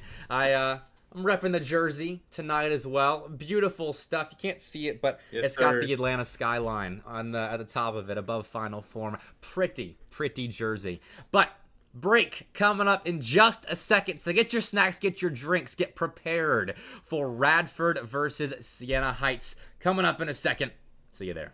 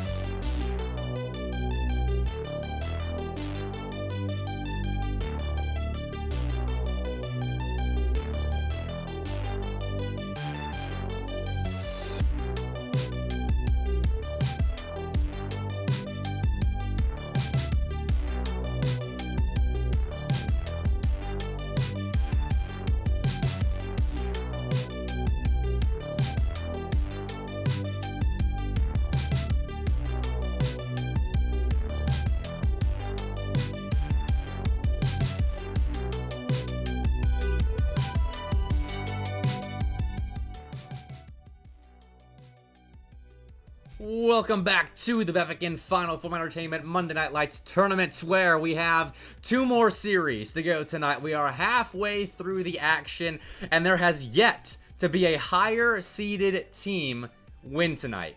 Every single series has been an upset by seeding. I seeded the top 4 teams as the 4 teams coming tonight that were competing in the summer series currently. They all lost round 1, and then George Mason, the 8th seed, just beat RCU in the semifinals once. So Taquito, it's been a weird night. I hope you're prepared for some insanity on MNL tonight. Hey, look, I'm just happy to be back and be able to see Siena Heights again. I got the chance, like I told you before this, to see them one time previously, and I was impressed. I was very, very impressed by this squad. So I'm going to be looking out for that side of Siena Heights, but I get a chance to actually see Radford, who did pop off in a previous series. I'm also very, very excited about that. I heard a name when I slid in earlier, said kind of frequently. So over in Radford, I'm going to have my eyes on Rhyolite, kind of watching their gameplay. And as for Siena Heights, you know we got to watch Yanini, because we love to say the name. It's such a fun gamer tag. Fun name, and both the players you just mentioned, it's easy to say their names quite frequently because it seems like they are always on the ball. Like, the supporting cast for either side, saying supporting cast sounds insulting because all 4 players are extremely good, but when we watch Siena Heights in their last Monday Night Lights run, like, we saw a lot of Giannini on the ball, and so far in the series earlier, we saw a lot of Rhyolite on the ball. So I'm eager to see what happens here as Giannini sets up 11 for the opening goal. Oh, that's crazy. So you mentioned Giannini. Like, that's wild that we're already talking about that player. But of course, the credit is going to slide over to 11, kicking off Siena Heights here. First goal within 36 seconds. And I mean, wasn't very high pressure, I would say. It was one of those moments where you just strike while the iron's hot, and you're going to capitalize with what you can. I want to see more on this side of Radford, though. I did see a lot of great pressure early on from them. At the end of their series, I only unfortunately could catch the last 2 games. But what I saw in their offense is absolutely deadly. So I'm going to be looking for a lot of these counterattacks coming out from this squad, the way they transition from defense to offense. I mean, their first man challenges on the ball are so good. They create so much space for each other, and it is exciting to watch. As I'm not sure if this is officially the debut of the Rhyolite version of this roster, but we are very early on in the development of this Radford team. So Siena Heights, a great test for them. As we've talked about a good bit tonight, they did make it to 2nd place the last time that they played on Monday Night Lights. And we'll see how they do in this one. They've got the first goal so far in our best of 7, but it is Radford's turn to attack, and they are denied access even into the box right there by Giannini. And of course, I mean, Siena Heights got to lock down the defense. Having that cushion of 1 goal, whether it be a few minutes in, a couple seconds, what have you, you get to start with the lead. You get to set the pace of this specific game. And it's even more important when you get to set the pace for the series. So I love this from Siena Heights. I love how they're playing that lockdown offense and defense. They're playing both sides of the pitch well from the midfield, and it's just wonderful to see from this squad. And I don't often do this as well, but I'm going to show the scoreboard really quickly up on stream. Siena Heights, all West Coast players during the summer. Obviously, Siena Heights is in Michigan, but all 3 players live on the West Coast. So their ping is actually decent, around the 80 mark. So I'm happy with that, because we remember the last time against Golden Parker in that grand final, the ping was an issue. But so far, so good. I will check in to see if they want a central server after this. I'm saying that to remind myself, as I have a bad habit of forgetting. But at the moment, holding on to that 1-goal lead. But Super Smurf and Rhyolite going to combine to take it away. Good 50 to set him up, and Rhyolite gets the ball right back to Super Smurf for the equalizer. Well, okay, so we're talking about the good defense, the lockdown of, what they've got going on here. Of course, sometimes you lock your tires down into the ground, and unfortunately, Siena Heights get caught sitting a little still right there. However, I don't think it's too much. I think both of these teams have absolutely capitalized on good mistakes. Unfortunately, 11 missing that shot wide right there. But I feel as we've seen this game develop so far, that's really what we're going to be looking at. We're going to be looking at two teams who only score off of just glaring mistakes made by their opponents. Both of them seem to be very much so on the ball as time has passed. Yeah, maybe at the moment, but as the series develops, I would expect a lot more mechanical plays. But there's your mistake right there. Fuge is going to turn in an open net as the defense of Radford was far too spaced out. Xeris and Rhyolite both committed with Super Smurf on the back end on 0 boost. There was no hope of getting back to that well-placed ball. Again, it's one of those things where you find yourself, maybe you're on an island as last man, maybe both of your teammates have moved up to try to force an attack, and you're just kind of sitting there back like, hey guys, do you remember that we're a 3-team player? Like, we gotta help me out some. But unfortunately, it doesn't always happen. That's a great opening right there in the net. Rhyolite taking out Yanini, two of our star players to look at, and unfortunately, they can't turn it in on the side of Radford. That's going to be a missed opportunity. I'm sure they're going to look back if they manage to either get it close or they lose this game. Man, I wish Fuge had committed on that Yanini ball in the corner, but I don't think anybody other than Yanini on the pit was expecting him to get through the corner. that was nice. That doesn't result in anything except for time off the clock, which Siena Heights will, I'm sure, be happy about. They get right back to playing offense, and Yanini will find another goal to put in the back pocket of Siena Heights. 3-1, they're looking fine in game 1. That's 11 and Fuge, both helping out Yanini. Pad his own stats, right? That's exactly what we're looking at. Both team members combined to help their shooter out. 3-1 the scoreline. We're a little under a minute. We're about to get closer to 30 seconds left. It's going to be a lot for Radford here. They're going to try to just switch the pendulum. That's a great shot towards the net, an even better save from Yanini. But the force of offense, fortunately, dissipates very early on as they're playing a bit spread out on the blue side. He wants a double commit though. We'll give Rhyolite some space. He'll go off the ceiling and actually ends up spiking the ball like he intended to do, it seemed, despite being low on boost. It's a creative thought, but Siena Heights too solid to let that slip through. Game 1 coming to a close, and Siena Heights on top for now, starting this semifinal off on the right foot. And what better than a 2-goal game, right? I mean, obviously the ball yet to touch the ground. They're going to play in garbage time here. Maybe try to get something, if anything, on their side. Finally, we see the ball hit the grass. It will be game 1 over to Orange. A 2-goal swing to move them through the beginning of this series. Do we have any takeaways just from game 1? Obviously, game 1, the appetizer to the main course of the best of 7. But what is your takeaway so far here for Radford? I don't think there's anything really to read into. I think they're probably getting adjusted to Siena Heights' speed. Obviously, with the format of the stream for Monday Night Lights, these teams had to wait a little bit after their round 1 series to get set to go for this semifinal. So I feel like for Radford, it's just a little off for now. Game 2 is really where I'll have some takeaways for you. But I do want to point out Siena Heights shooting 3 for 3 that game. Not a ton of shots on target. It was very calculated for them at the start of this series. And Yanini looked on point as I expected him to. 11 and Fuge, I think, looked as on point as I expected them to. I think we got exactly what we expected from Siena Heights in game 1. And Radford just has to match that quality of play going forward. I agree. I think that takeaway in and of itself is good. It's something to look forward to. It's something that obviously Radford needs to step up on their own end, maybe challenge a little bit earlier, maybe not throw away possession seemingly, or better yet, guys, rotate maybe just slightly more tight, I guess, is on that one. Fuge has an opportunity at just the moment the net opened up. Fuge is just slotting it straight home. Siena Heights, 13 seconds in this time. Take the first goal. I don't know if that was a rotation thing. That was just straight up dusting by Siena Heights. They beat Radford on like 4 consecutive challenges with a Radford player trying to get that ball. They were diving in after it, but they found no touches on the rock whatsoever. Siena Heights, massive speed early on into game 2, finding a pretty nice goal to have in your back pocket, and they will just add on to it. Fuge shooting 2 for 3 in the first 40 seconds, and SHU on top very handily early on.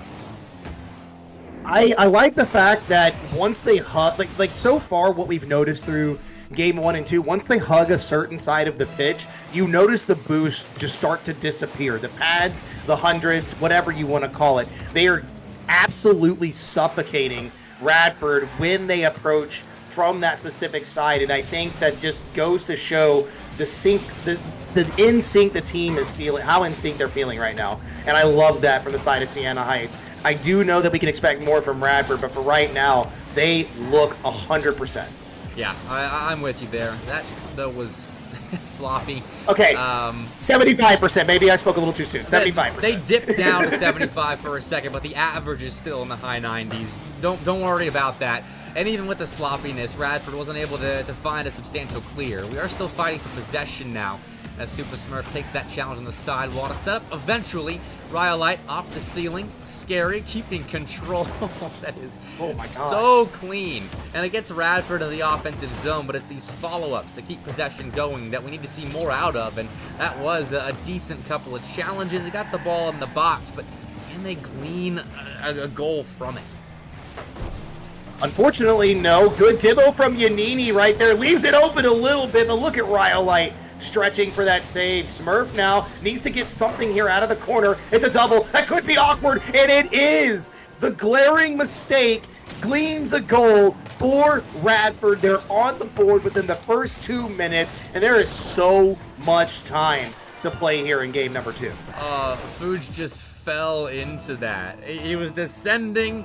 Stupid gravity was taking him into the ball, and he doubles it past his teammate and center for Radford. And they are on the board here in game 2. Took them 2 minutes, but they found their first and nearly their second. As 11 had to play that dangerously across his box, but no one from Radford wanted to play that aggressive in offense. There's still time to find an equalizer, and they will reset from their defensive zone. Ooh, that's a good boost grab from Xeris, and they have to go instantly. That third man with no boost, and they're still able to produce saves and defensive masterclass. Rhyolite right there, I believe, probably only had 8 boosts in the tank, had to fight off an absolute clanger of a shot. Does so well. Xeris is also looking for help, and now they have to move forward again on this low boost marker. I can say that Radford so far has played wonderfully with low boost, almost getting a shot there as Xeris themselves. Rhyolite looking for one, it's denied, but the offense has yet to dissipate. Super Smurf's playing patient with this, so it will dissipate for a moment, the Radford offense, but trying to formulate it again. Super Smurf 1 flip reset. I don't think he got the second, but he did find a way to get the ball to Rhyolite. So we'll stick around the midfield third for a moment. Xeris taking a shot back wall, testing 11's backboard defense, but 11 passing with flying colors. Rhyolite setting up Super Smurf, slamming it off the back wall for Xeris. Won't find a thing. Siena Heights still playing solid on their back line. They have held Radford just the 1 goal at the moment, and that will keep Siena Heights out in front. They could add to their lead. 11 was looking creative right there, but Rhyolite a big save. 11 was looking extremely creative. Is that a big enough stretch? It's not. Unfortunately, 11 having to rotate back after Yanini goes. Fuge all the way up in the court. I see what happened. Never mind. 11 was demoed. Off the demo, 11 had to stretch, and unfortunately not enough boost in the tank to catch up to it in time. Radford has tied us up. We've got about 74 seconds, 84 seconds left on the clock here. Can they do it? Radford hasn't played the cleanest Rocket League at times tonight, but their offense can score in a second. Rhyolite spearheading that attack will put Radford out front. What a play. Found the tightest flip reset angle you possibly could have asked for, and that's enough. 3-2. Gently just tucked that ball in there. Rhyolite said, shh, it's okay, go to sleep, right here. Nice way to wrap around that as well. Rhyolite terrifying there on the control. 2 people miss. Xerus can shoot. Yanini is going to deny that 100%. Go in the opposite direction. They can. Rhyolite is still up and saving again. No boost, and I feel like that has been the biggest takeaway for me this game, is that Radford has done so well to play on the lowest boost setting. Fuge looking to be the third person to try to shoot. They can't score. It's crazy on the side of Sienna Heights. Oh my god. And Oh my Rhyolite gosh. is cherry picking the insurance goal Radford needs, more than likely, to put them over the edge here in Game 2. Sienna Heights was thwarted by a bar down shot that, if it goes off the backboard, is certainly an equalizer, but the awkwardness caused by the crossbar leads them losing an opportunity to score, and Radford on the other side of the ball finding a way to keep it going. Jeez. 5-2, Radford on a tear. Okay, I just want to point out as well, Rhyolite and Smurf both shooting 100% right now. Poor Xerus. 1 for 6. Xerus can't hit a goal if they had the money to buy one. But I mean, you're up by 3, Yeah. 5-2, less than 20 seconds left. I doubt they care about their shooting statistics at the moment. But that is crazy to see the quality that Radford has now produced here in game number 2. It not just in Game 2, or I guess not in Game 2. I feel like that was just in the second half of play. Like, it started off the first 2 minutes or so with Radford kind of struggling to get going against Sienna Heights. They were generating little bits and bursts of offense, but it wasn't enough to develop into anything substantial until they found that first goal off the back of a Sienna Heights mistake. And after that, I mean, you see the final score, a 4-0 run. Oh, wait, were they down by 2 goals? Or was that a 5-0 run? Yeah, it was a 5-0 run. Oh, man. Radford, they can score in an instant. Yeah, Fuge scored 2 back-to-back, both with an assist from 11 and Yanini. And Rhyolite was like, all right, boys, it's time to step up. We're done with this. We're absolutely done. That was a crazy unanswered run right there. A 5-0 swing on momentum puts Radford tying on the scoreboard here. We move into game number 3. Now, is there something that you've taken away here for Sienna Heights? Can they fix anything? Or is it still just them getting beat on the challenges? Well, they have to be prepared for what Radford's throwing at them. If mostly Rhyolite, but Super Smurf and Xerus, I know if they get space, can be as lethal as Rhyolite has looked.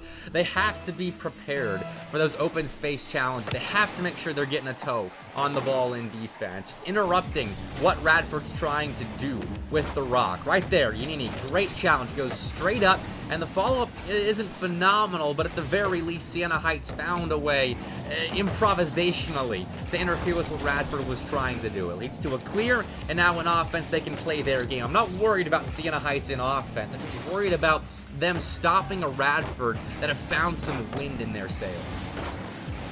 That's the best way to put it. They have absolutely found some wind in their sails. They found that second just burst of energy, and it's now produced such a great set of plays. What a save on the goal line from 11.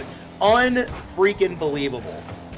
Sienna Heights can do it on both sides of the ball. We know that, and they will continue to do so here. Fuge following up a beautiful save by 11 with one of his own. And it will lead to a half a clear here. Rhyolite will collect and cut, but is warded off the ball there by his opponent, giving 11 a little bit of space to set up Fuge, who has been dusted by Rhyolite, still with nothing in the tank, but he develops a shot, and Yanini made a meal of that play, and it results in an easy cleanup for Super Smurf. 1-0 Radford. Easy? Man, I don't know. Look at 11 being in the right spot. Had 11 not flipped right there, I absolutely would have been able to play that out. Sienna Heights panicking a little bit on the goal line. It happens. I understand. You guys are better than me. I absolutely would have let that in 100% of the time. But it is crazy to see infield pass, but Smurf has absolutely no time on their hands to be getting scored on. Where did you come from? And that's why Radford is so much more than just the flashy plays of Rhyolite. Super Smurf massive on the goal line. Gets him out of dodge for now, but Xerus this time around has to rotate back quickly to get Radford out of harm's way. Giannini trying to place them right back into it. Center ball, and Zeros will make sure it heads right out of the box and into the hands of Rhyolite. Cut ball back center is intercepted by Giannini. Just kind of lob one into the defensive zone of Radford and see what Siena Heights can do to pick up the pieces. Maybe craft something of an offense, but even then, Super Smurf taking it away, and the defense of Radford prevails again.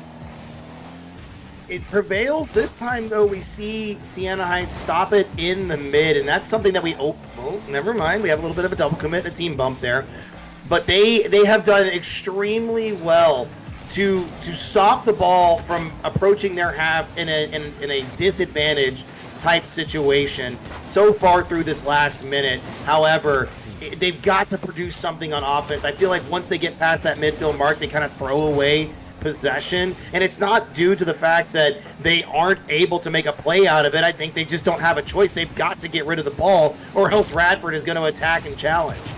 Well, 11 trying to claim possession, but Zeros and Super Smurf on the same page here, and it leads to a worm burner of a shot that Fuge is able to block, but Radford played that corner moment perfectly.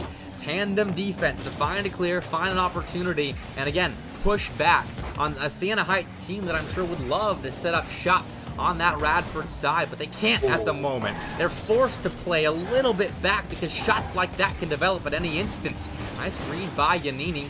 Double commit at the midfield line could open up some room for Siena Heights, but Giannini can't get to that ball first. 50-50. That Rhyolite will hop on second and try to generate some offense with. Oh, man, and we're playing so dangerously at the goal line, and it's not the touch you want. Xeris and Smurf working together there in tandem to put them up by a set of goals. They're 2 up, none to the side of Siena.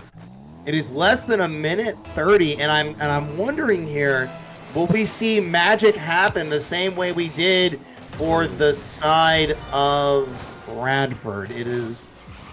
They've gone 8 in a row, by the way. I just want to point that out, Bepic. It's 8 in a row. 8 unanswered.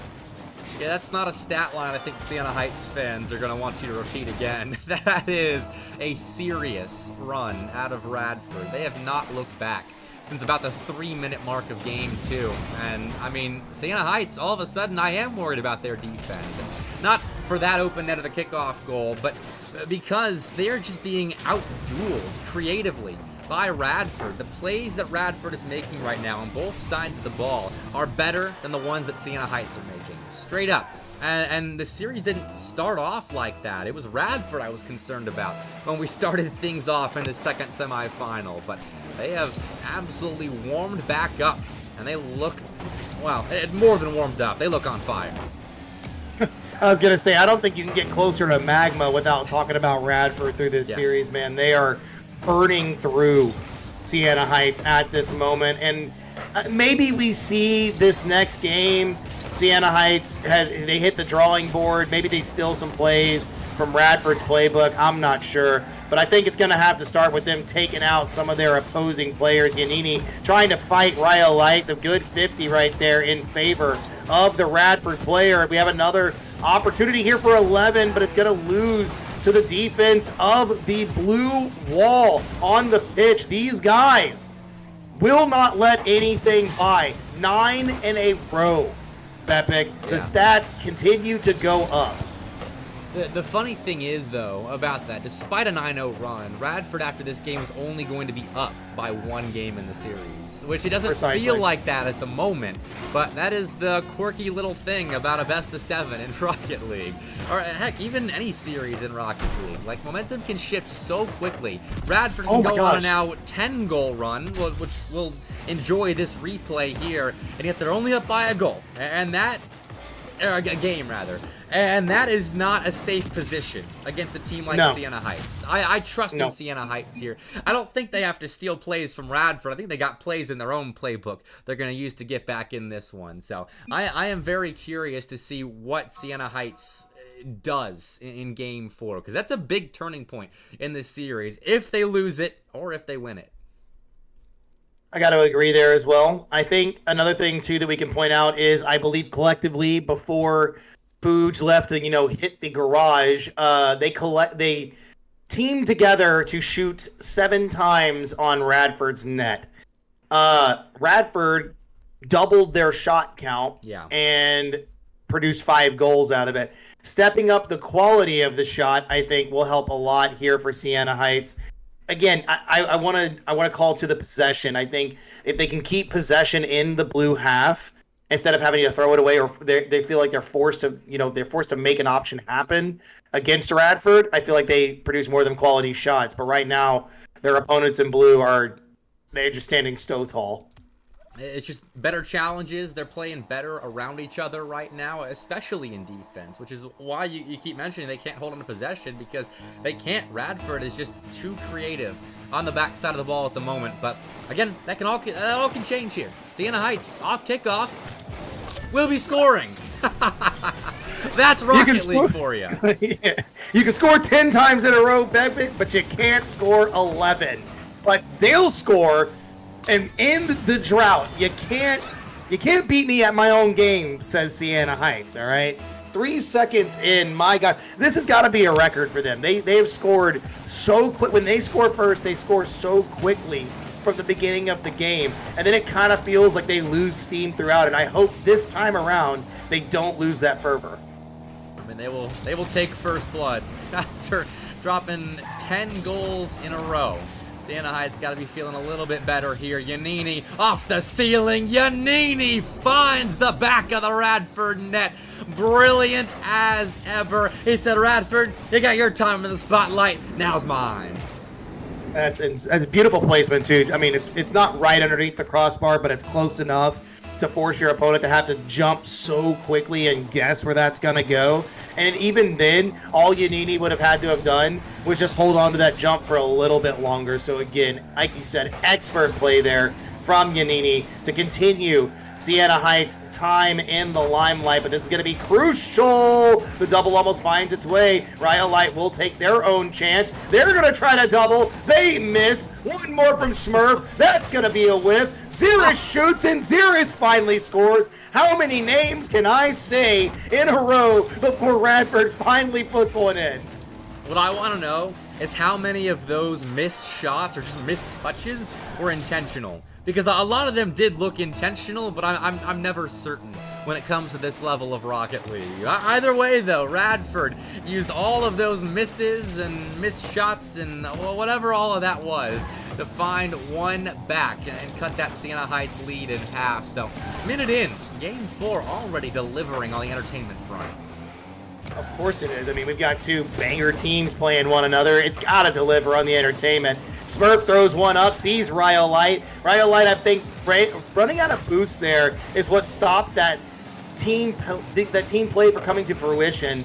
I mean, fortunately enough, if you're an SHU fan, but for right now, if you're a Radford fan, you're kind of sad you didn't get to see Rhyolite peak slightly there. They'll get more chances. Don't you worry about that. But it is still Siena Heights' turn to conduct their offense. And 11, he waits on that ball. And that bet pays off as Xeris went high on it. Though he's invited back into the play, finds Rhyolite mid, but not before Yanini intervenes on the play. Siena Heights upping their speed in defense, finding an opening in offense, but Super Smurf realized the shot was off target before I did, and now looking to convert on the other side of the ball. Oh my gosh, what a squishy save right there from 11. High shot will put Fuge in the best position to take possession across the field. Will it be a goal? Yes, it will. Fuge from the back corner all the way downtown, and they increase that lead back by 2. Nice beat. Super Smurf dove in. He bet on himself right there. 100%. And I can back that bet up in most cases, but he lost the money there in the midfield line. Easy beat by Fuge. Could probably see Super Smurf coming from a mile away, and that will add to the lead of Siena Heights. Xeris trying to take a little bit of it back. That shot off the crossbar will stay out for the time being. Super Smurf trying to make up for his miss, but cannot at the moment. Though Xeris turns the play around, takes a shot. Fuge on the near side finds the block. Oh, what a good 50 for Fuge. Can Smurf sneak this one through? They can! And oh my, Radford absolutely radical play here from Smurf. Around 2, pushing it to the top corner. Top cheddar, upper 90. Smurf not playing any games right now. Man, Super Smurf was a player that I was introduced to at the beginning of this year, and I have been delighted to watch him play every single time he takes the pitch, because not always flashy from Super Smurf, but he will get the job done. That was flashy, though. Rhyolite set him up, he knocked it down, and Rhyolite again continuing the flash, though. Sienna Heights finding a block in that instance. Now, a flash off the back of his car as he demos a Sienna Heights defender and finishes the play off himself. Rhyolite continuing to amaze. My favorite thing that I've noticed at these higher levels, and something that I think they've started implementing more and more of, is a lot of these over-the-shoulder passes. They're just so good, man. They got a player all the way upfield, and they're just they're lobbing it over to the player, like, go ahead, man, finish it off for me. We know you got that. 11 through calamity isn't able to land the shot there. I feel like Sienna Heights could have plussed on that opportunity. Sadly, they don't. Xeris now will keep the offense alive for Radford for a brief moment. Can Smurf keep it alive? No. It will be Rhyolite off their own back wall. Gonna have to slow play this to the mid, but we know what it's like. The ball basically is glued to their car when they take possession in the air. Xeris the same here, going for the bump on 11. He was the first challenger, though. The next two dove at the same time, however. A lot of offensive agency right now for Radford. But really quickly, shout out to Pyro J for the raid. Dude, thanks for bringing everybody over. I hope the stream went well, my man. Everybody go give Pyro J a follow. He is a frequenter of Monday Night Lights, and Monday Night Lights to him as well. We raid each other quite a bit. But right now, 3-3 in the final 60 seconds of Game 4. This is a massive game in our second semifinal of the night, and a massive next goal to follow, and, well, actually, who knows how long. Oh my gosh, Yanini is cooking all that movement, all the options that he's creating for himself. Can he get some more? Fuge off the back wall, 11. Maybe it was a long pass down to Yanini, who was lying in wait, but unfortunately possession thrown away. Gonna have to play some defense here on the side of SHU. The ball dangerously floating in the mid for whoever is willing to jump at the chance. And it looks like for now, SHU is keeping their opponents out. But how long will that last? Sienna Heights in offense there, playing the demo card for a moment. It didn't quite pan out, giving them a little bit of room, but Xeris on the back wall created space enough to get maybe the last opportunity of regulation here. 11 though on the back wall, should field this and take it to dirt. Maybe set up something. No one committed on it enough. So we get overtime in Game 4, tied at 3 apiece.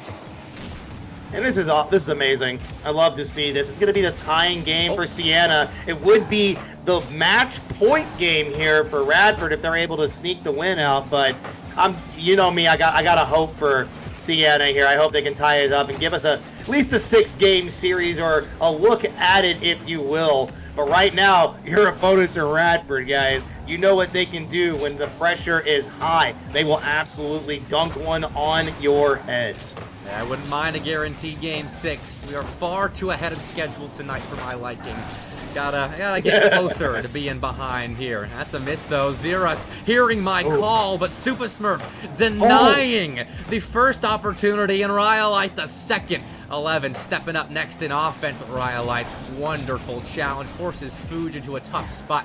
He just plays it hard into his corner. That ball, though, grazes the posts of Sienna Heights. So scary for SHU. We play on in overtime.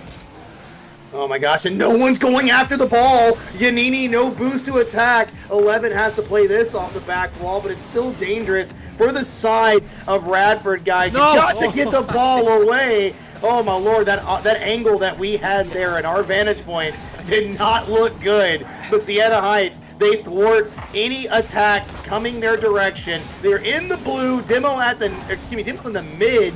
Deleting 2, Xeris is playing the aggressor to help Rhyolite and Smurf. Can they get it? Will it happen? No. Sienna, even though the boost is on E, they are doing everything they can to keep it alive. It was a courageous collection by 11. He fielded even though he knew, I'm sure, there were blue cars in the area.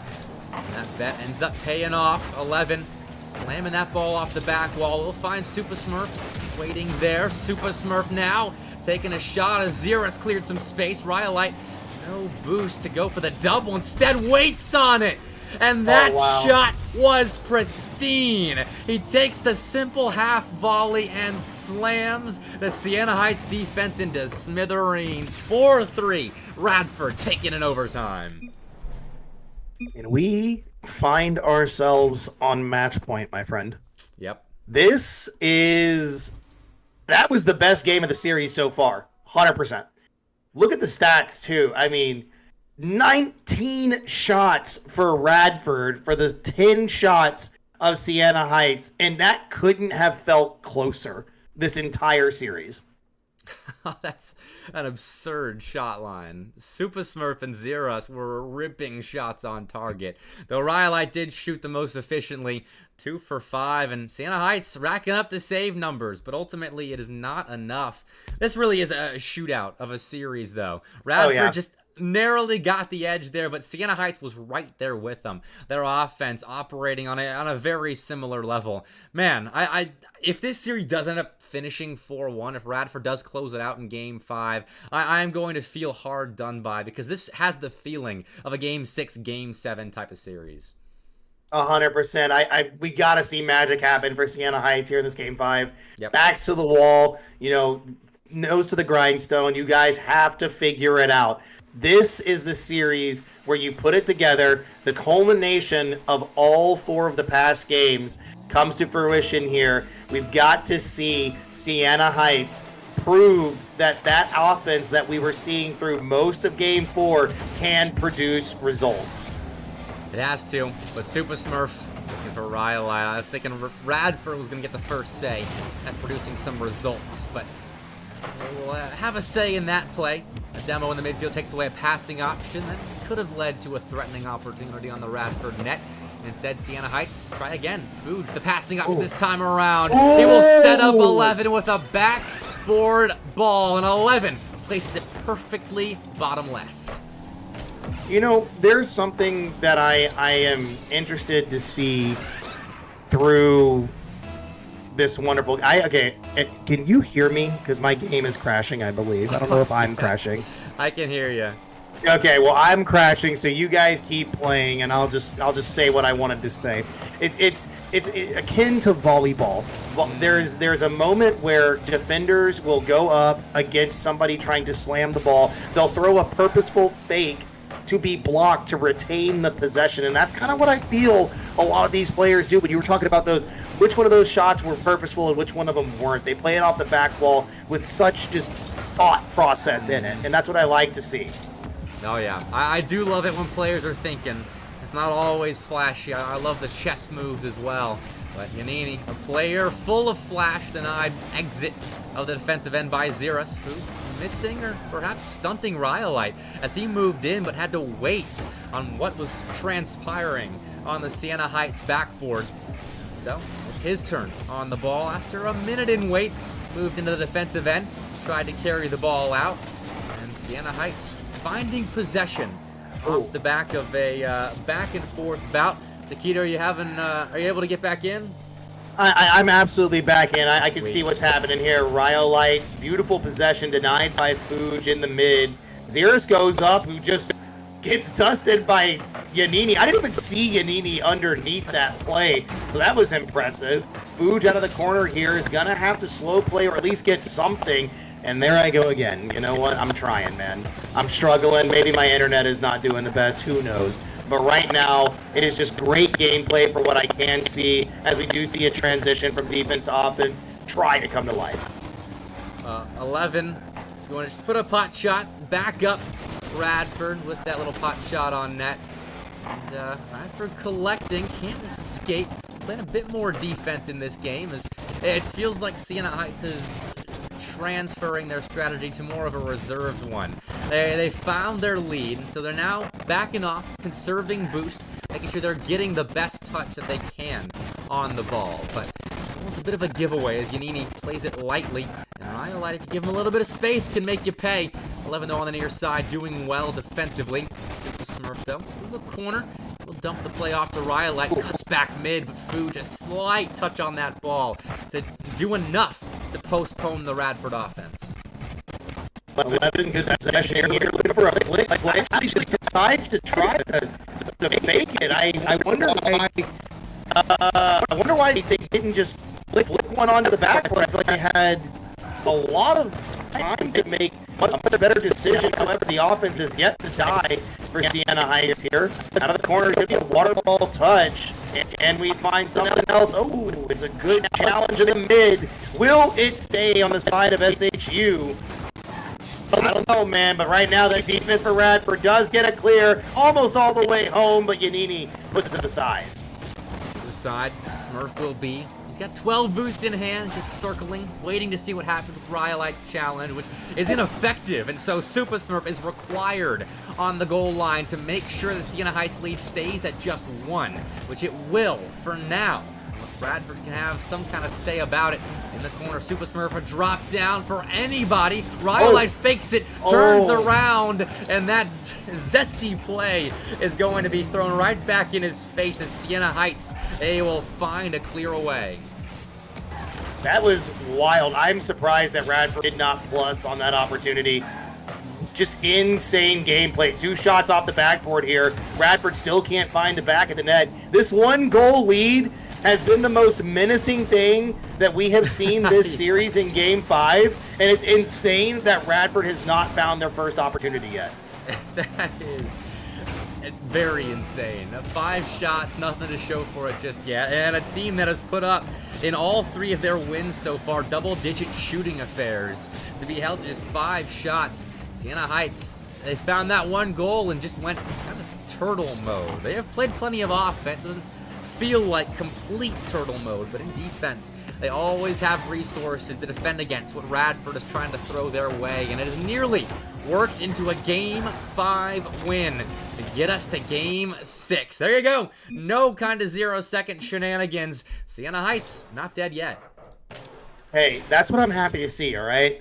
Look, it wasn't for sure guaranteed like we were hoping for, but now we have that Game 6. Now we have the opportunity here for Siena Heights to push themselves into a position where we get to Game 7. Because who doesn't love a Game 7, Bepic? I don't know about you, but I love Game 7s. It's the best part of Rocket League. Yeah, I always say that my favorite game in a series is Game 2. But then after that, it's definitely Game 7 or Game 5. I do enjoy some best-of-1 thrillers, and I wouldn't mind that here in our second semifinal to see who will join George Mason in the grand finals. Radford looking for that all-Virginia school finals. Siena Heights looking to stick a little Michigan claim for that $60 grand prize provided by Final Form Entertainment. But Game 6 is underway. We'll see if we get that ever so coveted Game 7. I'm hoping we do. I mean, again, a 1-game series, or 1-game just instance before us, after we've had so many instances where it's just been multiple, 2-game, 2-goal, 3-goal happenings here. I'm losing my mind. I'm sorry. I'm trying to watch the gameplay as well, and I'm just thinking to myself, how did we get here? Like, Radford has looked so dominant. Oh, and 11 misses it right underneath the crossbar there. Radford has absolutely looked so dominant through this series, but I love the vigor and the fight from Siena Heights, even though they do give up goal number 1. But they should have had goal number 1. 11 missed fair. the corner bounce, missed the read just at crossbar level, and then Rhyolite shows him how to read a corner bounce, puts it in, and Radford going to be scoring first in Game 6. What an opportunity as well. Like you said, it should have gone one way, swings the other. Rhyolite proving that they do not want this to continue on to a 7-game series, but it looks like Siena Heights has absolutely no business losing this game the way they're playing that defense. My gosh, they locked down the orange goal. They got to keep that going, though. And that is tough to do when you're making crazy goal line saves to stay alive. Radford, they narrowly miss out on another goal here in the first 90 seconds of Game 6. They mean business. After getting shut out 1-0 in the last game, they have come out swinging in our 6th game. They don't want to see that final one of the series. Players rarely do. But Siena Heights still could get us there. They've had a couple of offensive opportunities, and they're trying to establish another one here. Oh, good demo right there. 11 has an opportunity. Wait, did Yanini bump them? Oh, no. I thought 11 had it, but I think Yanini accidentally nicked the backside of the car, which messed up their shot. And, of course, when you're cutting that hard, you've just got to go ahead and take it. Fuge now to the sky, looking for that air dribble bump. Off the back wall, Rhyolite saves. Yanini tries, can't get the shot, but the offense is yet to die from Siena Heights. Can they figure it out and put one in the back of the net? Yes, there it is. They can. 11 had so many chances at about this height and about that length away from the Radford goal, and he finally puts in the 3rd one. Beautiful pass from Fuge, and 11 connects with it perfectly. Siena Heights, they connect. I mean, they've had plenty of opportunities to start off with, and finally, one falls. I mean, 11 got robbed initially, remember? That's who couldn't sneak the ball under the crossbar, so it's only vindication for them to get that shot. Now, you've got to fight against Rhyolite, somebody who's obviously been feeling that burn in Game 5. They didn't want to be here in Game 6 in the first place. Tied up as we pass halftime as well. Good bump. Yanini to the corner, looking for an opportunity to set up a teammate. Can they do so? No. Fuge would be silly to cut in right there. Better defense is the option here instead of an overpowering offense. He'll be back in defense, but I don't know if it's better. Rhyolite had a chance on that ball, but still had to get it around the defender low on boost, so a little bit out to the side. The rebound attempt stuffed by 11, and the rebound of the rebound denied by Fuge. Nice defensive stand by Siena Heights, but won't be rewarded with offense just yet. Instead, they stay under the gun. Though Super Smurf has dived in for that. It's a 3v1 the other way. 11 looking for the finishing touch. Instead, he plants it on the near side with some help from a great defensive play out of Xeris, and Radford find their way out of a scary situation. Well, it's going to be a double opportunity. Is there anyone approaching? No. 11 just sends it downfield. Is that open? It's not. Smurf is there just in time. Infield pass will not be found by Fuge, and it's going to be a big shot the other direction. Nice clear. Can 11 deal with this properly? Good challenge from Rhyolite. No one there to follow up. And Siena Heights, they do kind of turtle for a moment, but for how much longer can they withstand the Radford onslaught? Hey, we saw Game 5, where they withstood that onslaught for all 5 minutes of regulation. True. So True. I put stock in their ability to hold Radford at bay. And they've only got to do it for 50 more seconds, you know, if they score a goal in that time. But overtime is looming over the horizon at the moment in Game 6.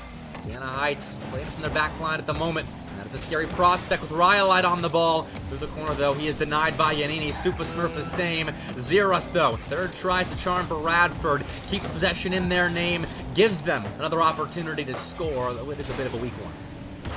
Oh, 11, good challenge. I didn't think they were actually going to get it from Smurf. Xeris off the back wall, leaves Yanini alone. That's the problem.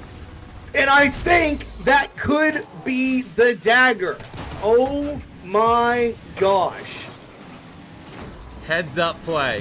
Xeris, Truly. head on a swivel, saw Yanini dead to rights and was like, let's make him deader to rights, sir. Gave Rhyolite a completely free path to the net. Fake. And 2-1.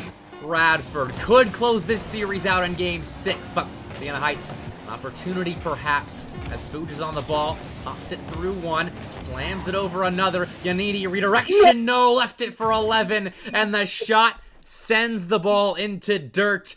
T-Han says it right. Battle of Virginia coming. Radford moved to the grand finals. Well, it is an all Virginia Grands, is it not? It is. That is what we have on our hands, my friend. Radford sealed the deal to keep the territory similar. It's a bout of brothers, if you will. A good game, too. Game 6 series after Sienna had 10 unanswered goals scored on them between games 2 and 3. That is just an amazing way to answer back for that side. But however, Radford, the bullies stand the tallest. Their aggression pulled them through this 6-game series. 4-2, the entire score line here, or the goal or game line, whatever you want, a series line. Well, I don't know. I'm saying words at this point. I'm yapping. But I'm happy to see it. I was glad to see Radford pull this win out. It's wonderful to see these players on the pitch tonight. I'm getting to learn more and more about these college teams through M&L. I'm going to put the bracket back on screen, so shield your eyes. It is very white, as it is Google Sheets. But I want you to look at the seeding column, and I want you to look at the bottom of the seeding column, because in the bottom, seeds 7 and 8, you have our 2 grand finalists, Radford and George Mason, sitting in grands. No favorite has won tonight, and I honestly don't know what's going to happen in grands. I wouldn't be surprised if George Mason wins it all. But either way, seeds 7 and 8 are in grands. Taquito, this might be the craziest Monday Night Lights we've seen so far. I was just about to say that. I was like, that is the craziest result for seeding to see that the 7th and 8th seed are the teams in the grand finals. Who could have seen it coming? I mean, obviously, us. We saw it coming. We got to commentate it. So... yeah, I could justify the seeding too, because I can Radford justify it. did not do well in summer series qualifiers, and then they have a new unproven roster. Obviously, Rylight's a great pickup, but I hadn't played with them before, sure. so I wasn't expecting things out of Radford. I was debating, should I put them above Sienna Heights? Should I not? I liked it for below. They proved me wrong, and then George Mason, worst summer series qual results out of all teams in the field. I placed them 8th. And they beat Colorado and Rochester Christian. Fair enough. It's chaos. The grand finals will probably be even more chaotic. Taquito, though, I appreciate you joining me for semifinals too, man. It's been a lot of fun, dude. I always have an immense amount of fun doing Monday Night Lights. It's my chance to actually get into CRL more and more and learn who these players are. So I will take every opportunity I absolutely can. CRL is amazing. And Psionics, I doubt you're listening, but you need to listen because we need more. We're missing this. This is what you guys are missing. This kind of action. You're right about that. Entertainment nonstop, action nonstop. Except for the break we're about to take. On the other side, though, grand finals coming up. The Bepic and Final Form $60 Monday Night Lights tournament. So, make sure you stay tuned, please. Radford versus George Mason. You do not want to miss it. See you there.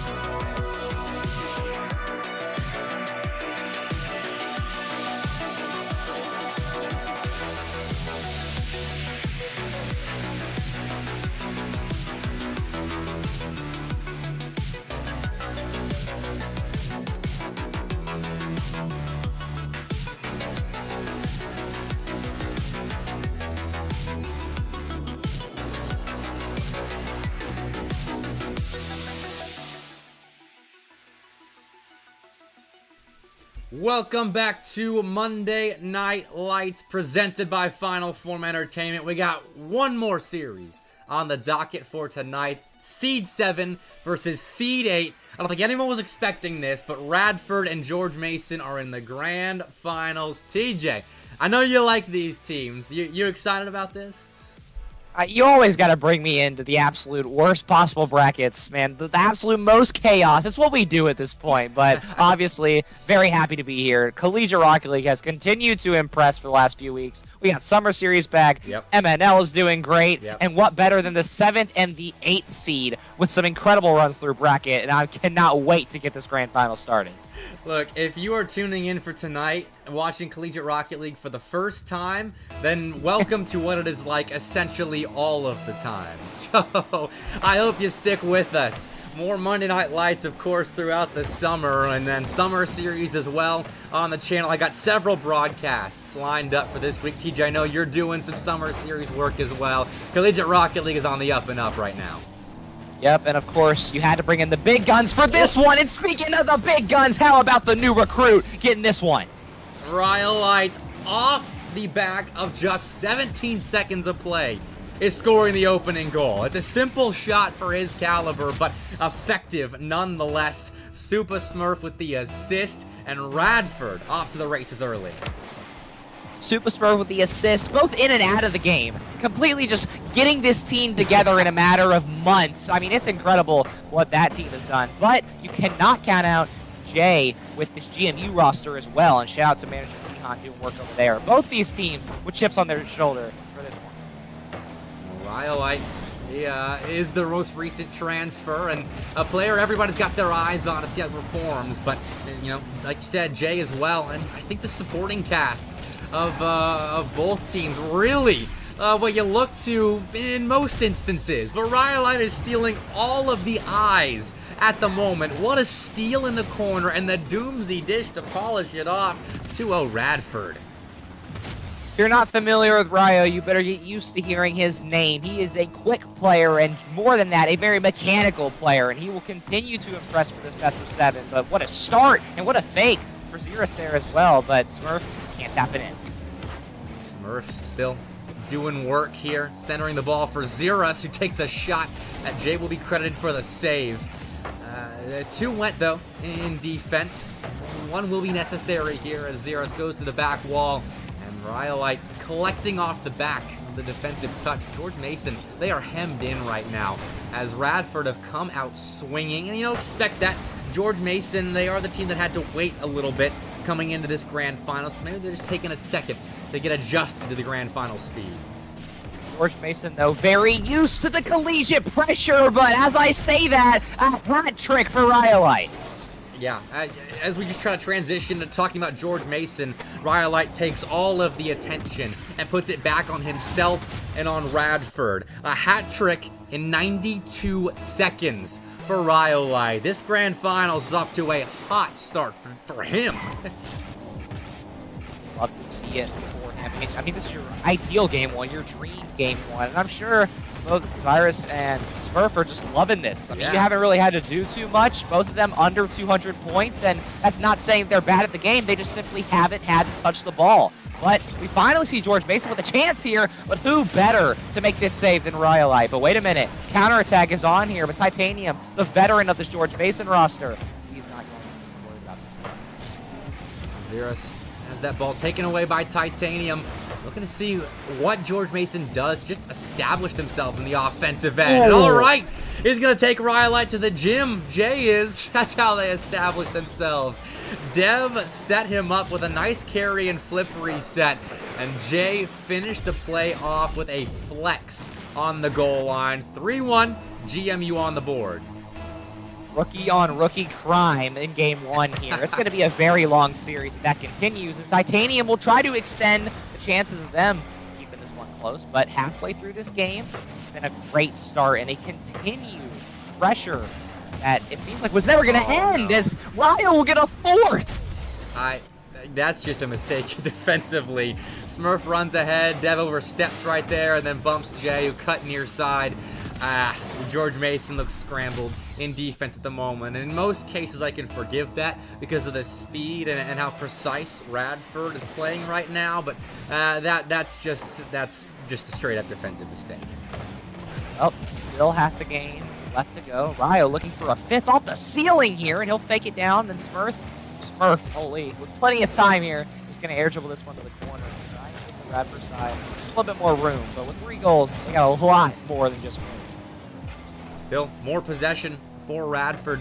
They're looking for a fifth, it feels like. More than George Mason is getting chances to look for their second, just to have a go at a comeback here. Xeris and Super Smurf trying to confuse the defense a bit right there with that tandem play. It doesn't work out, as that's a pass out to Titanium. Connects with the net. Dev and Titanium finding that second one for George Mason. A storied program like George Mason, you cannot count them out, and Titanium has been there for all the ups and downs. You can tell he's got the 2020 CRL tag on. He's been around the block, and he'll shoot that one top left. Still, 2 minutes left. Lot to do for both sides, really. Radford to close out this game, and George Mason, obviously, to have a go at the comeback, see if they can't collect themselves in the second half of Game 1 of our grand finals. Xeris collecting the ball off the sidewall, beating one. Can't get through Dev. We'll double that ball center. And Titanium is there to make sure it's not an easy opportunity for Radford, though Rhyolite given space, trying to pinch that ball off the ground. He's denied by Jay, leaving Titanium in a 1v1, but Super Smurf too good on the goal line to let a shot like that fall through. Rhyolite just so quickly already on that ball. Dev had no idea he was even coming, and now look how menacing he looks to the GMU side, giving him all the room and all the space, but now here comes that offense from GMU. We saw just a little bit of a taste of earlier. Is there a little more on the plate? We'll see Xeris play. Not a lot of boost, so the Titanium will pinch this one top right, but Rhyolite already up. What a touch from him, but the pressure not out just yet. Still, it's better from George Mason. They've been getting way better pressure than we saw at the beginning of this game, obviously. It was a Rhyolite show in the first 2 minutes of Game 1 with Radford, all kinds of possession. All right, and we are back to our regularly scheduled Rhyolite programming. Thank you very much. I thought we had moved away, but no. It comes off the ceiling and dashes the dreams of a GMU comeback.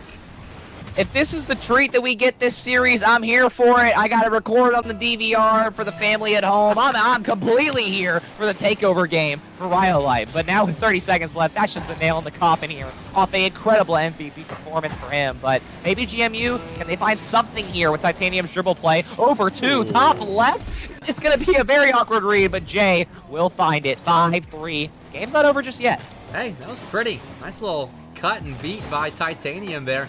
Super Smurf and Rhyolite dusted. And Jay has an easy finish. So it's not over. You are right. But it's going to be difficult for George Mason. They need more of that brilliance, but sandwiched really into like 2 opportunities. And they've lost kickoff to Rhyolite, who's going to take the ball into the orange box and nearly get a 6. Close attempt there. Smurf already on the corner waiting for that GMU clear. Things are a little too telegraphed in the last 10 seconds, and GMU doesn't really have much of a choice. They kind of have to rush and they have to push forward. Wait a minute, they might just find one here! Through the smoke, through the flames. This game very much not over yet. All right, I'm starting to buy into it, TJ. I'll be a believer here. Rhyolite comes off the back wall right there and could not get back to the play. There wasn't a far side defender for that shot. So Radford very close to losing their lead, and this kickoff has gone favorably-ish for George Mason, though Dev didn't have enough boost, and so Radford just spike it. All right, easy does it, and we will reset the server. Radford, despite maybe some ping issues, looking very good in Game 1. Rhyolite went 5 for 9. Yeah, what more can you ask from brand new recruit?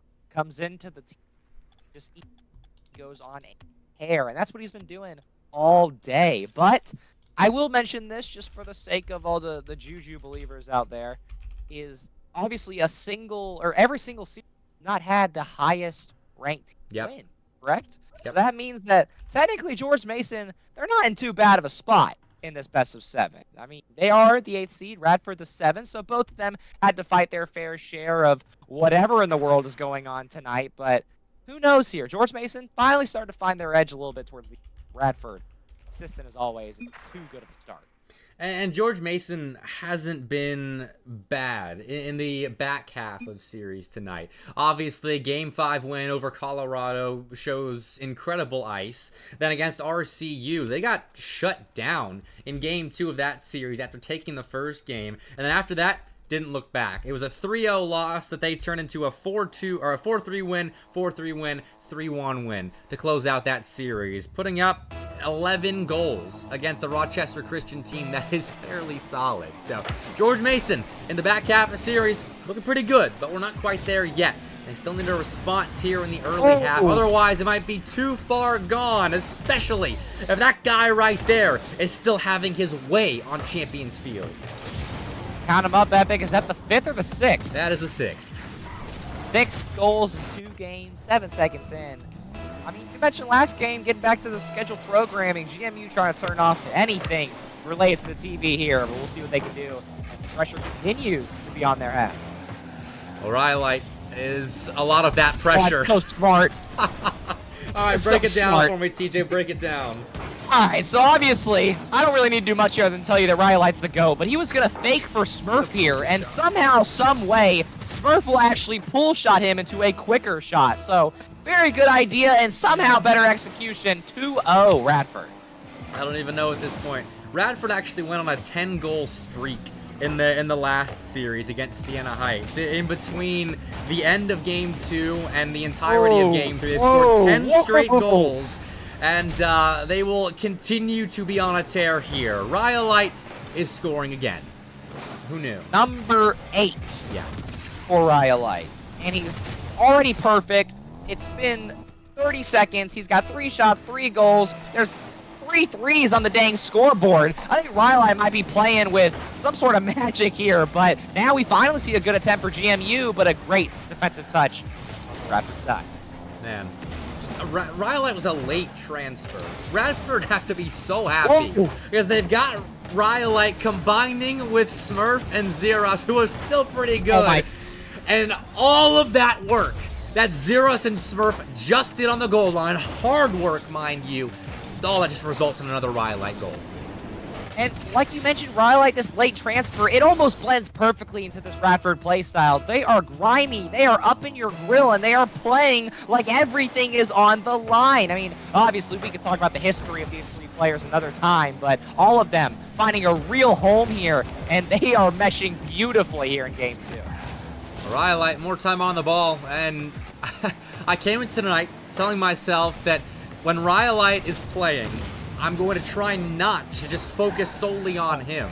And then he comes out and does this in the first 2 games of the Grand Finals. Like, his name has been said more, I'm sure, than the rest of the players in the lobby combined, because it has been the Rhyolite show. Zeros and Smurf have done extremely well to create space and opportunities for him, but Rhyolite has been absolutely magnificent. And George Mason have to find an answer to him soon. Rhyolite, there the opposite way. Smurf trying to back pass to Rhyolite. Very touch from him. He can get back to it, but Jay doing a great job to block him off now. Once again, they're finally starting to get a little bit of pressure, but it's about what do they do in this stage of the pressure. This second stage where they have to kind of find a second win to get past the strong Radford defense. And once again, Jay misses that one, and that is what I'm talking about. Ryo shot on net, it's just barely off. And now here comes Zyrus on the net. It's too slow of a shot, but look at the boost numbers for GMU. It's only Jay. He's going to have to use all of it just to get to wall here. It works out. Got the soft wall pitch to Titanium, and of course 2 off the back line for Radford. Super Smurf trying to claim possession, which Jay will not allow. Puts it to the back wall. I like the back pass idea, but Radford was kind of on top of it, though.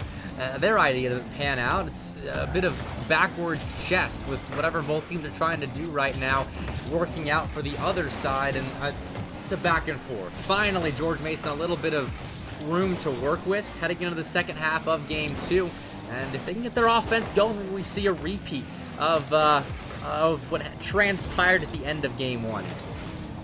GMU finally got what looked like a great 1v1. The bump opportunity came out, but guess who was already pre-jumped? Ryo reading just simply 5 steps ahead of even his own team right now. But his team doing a pretty good job at hanging behind his lead here, as now we are down to 2 minutes left. It has been a stout defensive stand for both teams, but of course, one of them breathing down the neck of the other. Titanium out to the corner. Dev will field the ball, force an incidental touch off Zyrus's car. Smurf, just a little plugger to the back wall, setting up anybody that wants to go up for it. And Jay is that one player who ushers it out to the side. So 90 seconds left. George Mason playing decent defense at the moment, but they could really use some time spent on that blue end of the pitch. If they can create anything that can get through Radford and give them a little bit of steam going into game 3, but what they're trying right now, it is not working. The speed of Radford, too quick for George Mason to do anything on the offensive side of the ball. Great job at controlling the midfield. It's going to be a very awkward demo, but Smurf somehow will read the spawn. Are you serious? How do you even comprehend this play from Radford as they continue to be so far ahead? Smurf's ahead of all 3 GMU defenders, 5-0. I don't know. Super Smurf, there's a reason why he was touted so highly by both of us and in the SEL when he came into the Cumberland starting lineup last semester. Now he's moved on to greener pastures and is still the effective player that we watched him become throughout all of spring of 2024. Stepping up big time. It's not just Rhyolite in this Radford roster. Zyrus and Smurf can get it done as well.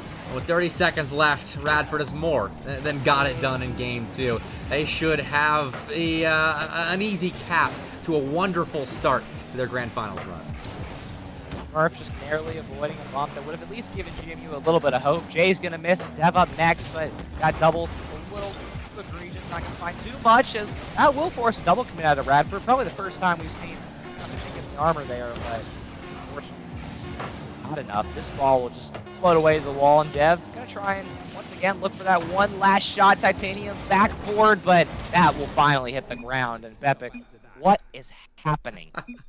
Well, I think that finally hit the ground. The finally there is solely for George Mason fans. So Radford fans, they don't want this to end. This has got to be so much fun to watch. Rhyolite popping off 9 of the 10 Radford goals, and George Mason held to 0 goals on 6 shots. The opportunities were there, but Radford is playing too quick on their goal line, and George Mason has to find some way to interfere with the flow state that it feels like Radford is in on both sides of the ball. And I'm not sure how you do that, whether it's off-ball movement or change ups of speed when you are on the ball. I don't know. They're going to figure that out themselves. I don't envy their position whatsoever.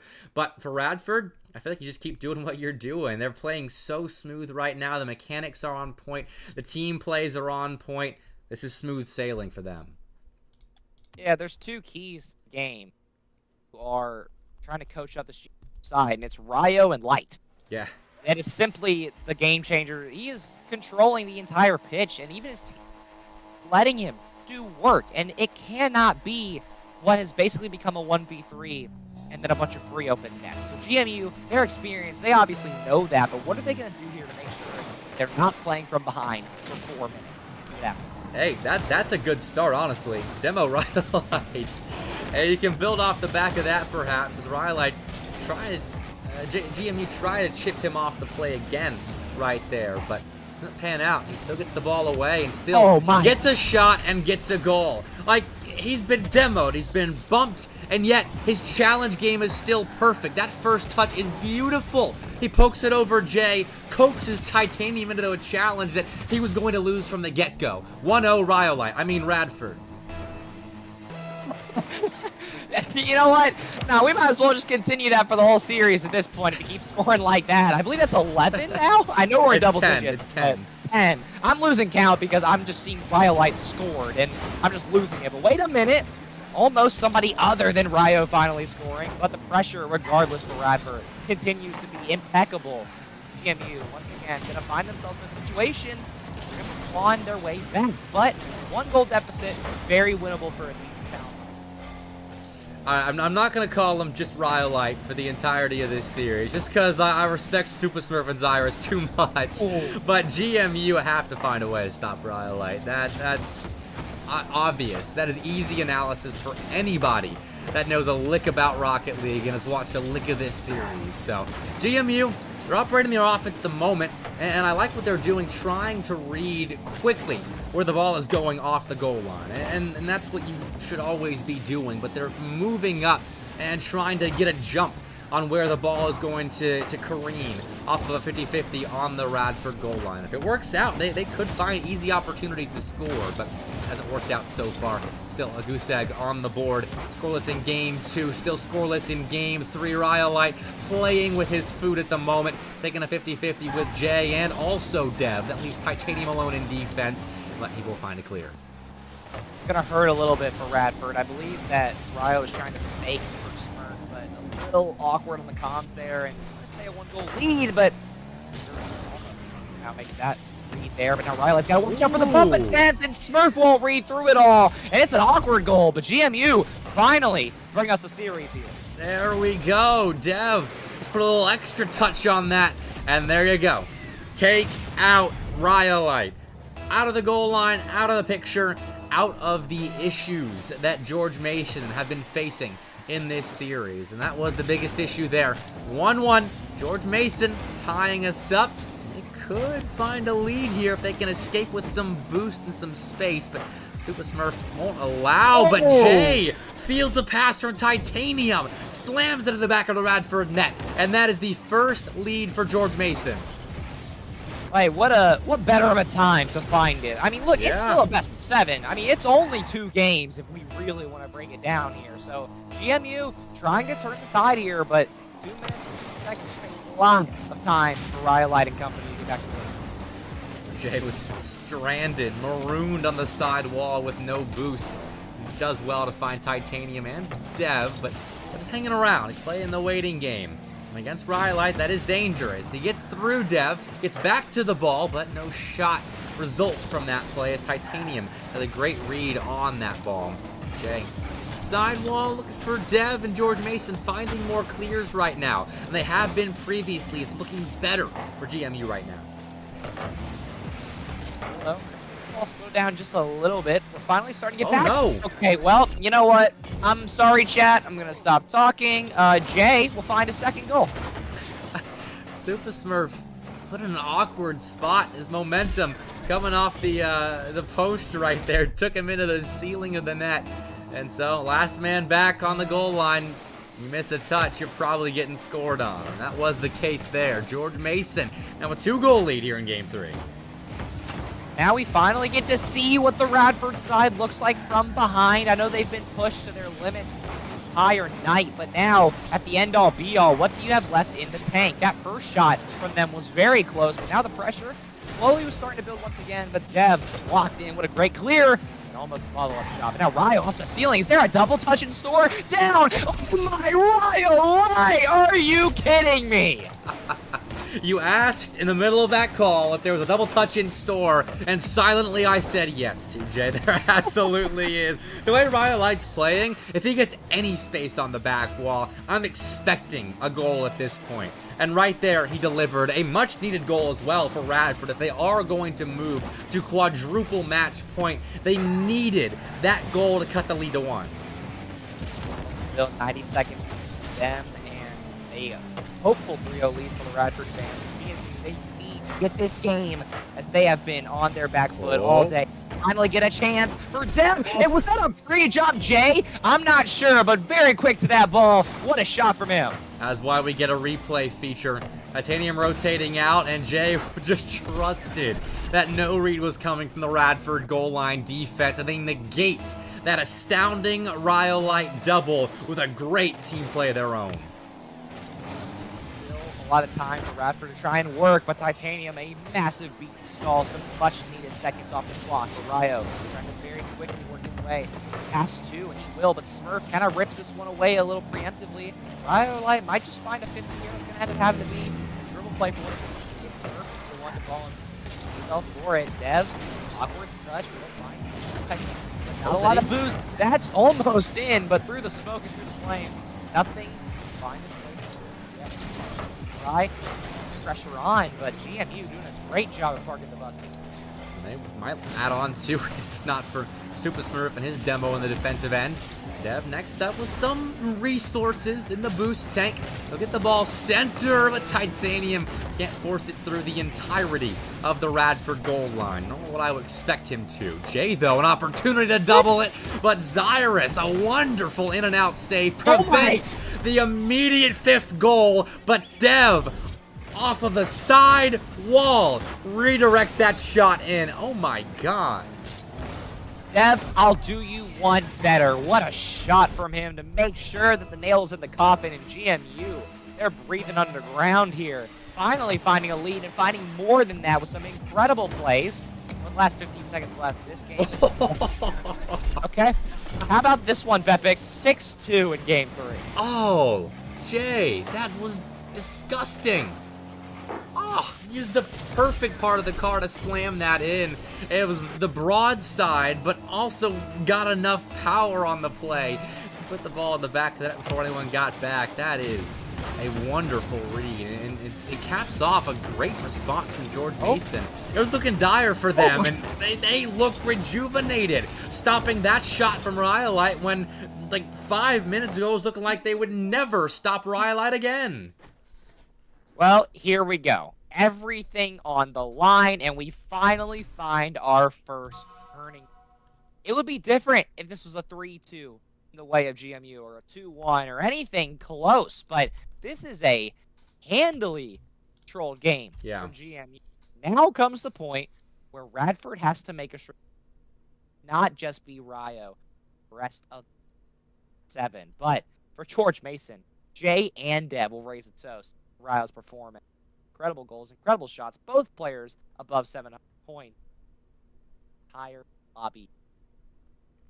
Yeah, I mean, the difference there, Rhyolite still had a good game. Shooting 2 for 5 in a grand finals of a tournament is still a good performance. And it's worth noting he's scored 11 goals of the 12 that Radford have put in. But George Mason limited the ability of Super Smurf and Zyrus to help Rhyolite out, and they got their offense going. They were creative, it was effective when they were out in front of the Radford net, when it seemed like in previous games the speed of Radford were too much for George Mason to get through. But that's changed, at least in Game 3. It has to continue, obviously, if George Mason is going to take this series and the FNL and Bepic Monday Night Lights number 3. So we'll see in Game 4 if they can continue it. But it's Rhyolite on the ball, taking a creative shot, of course, that is stopped by Titanium, and George Mason can look to clear the zone. Titanium had enough time to side flip in the Radford half, and it's plays like that that Radford are starting to slow down, and I am not even sure who missed that ball, but somehow Jay finds a double touch, and Radford really starting to struggle now.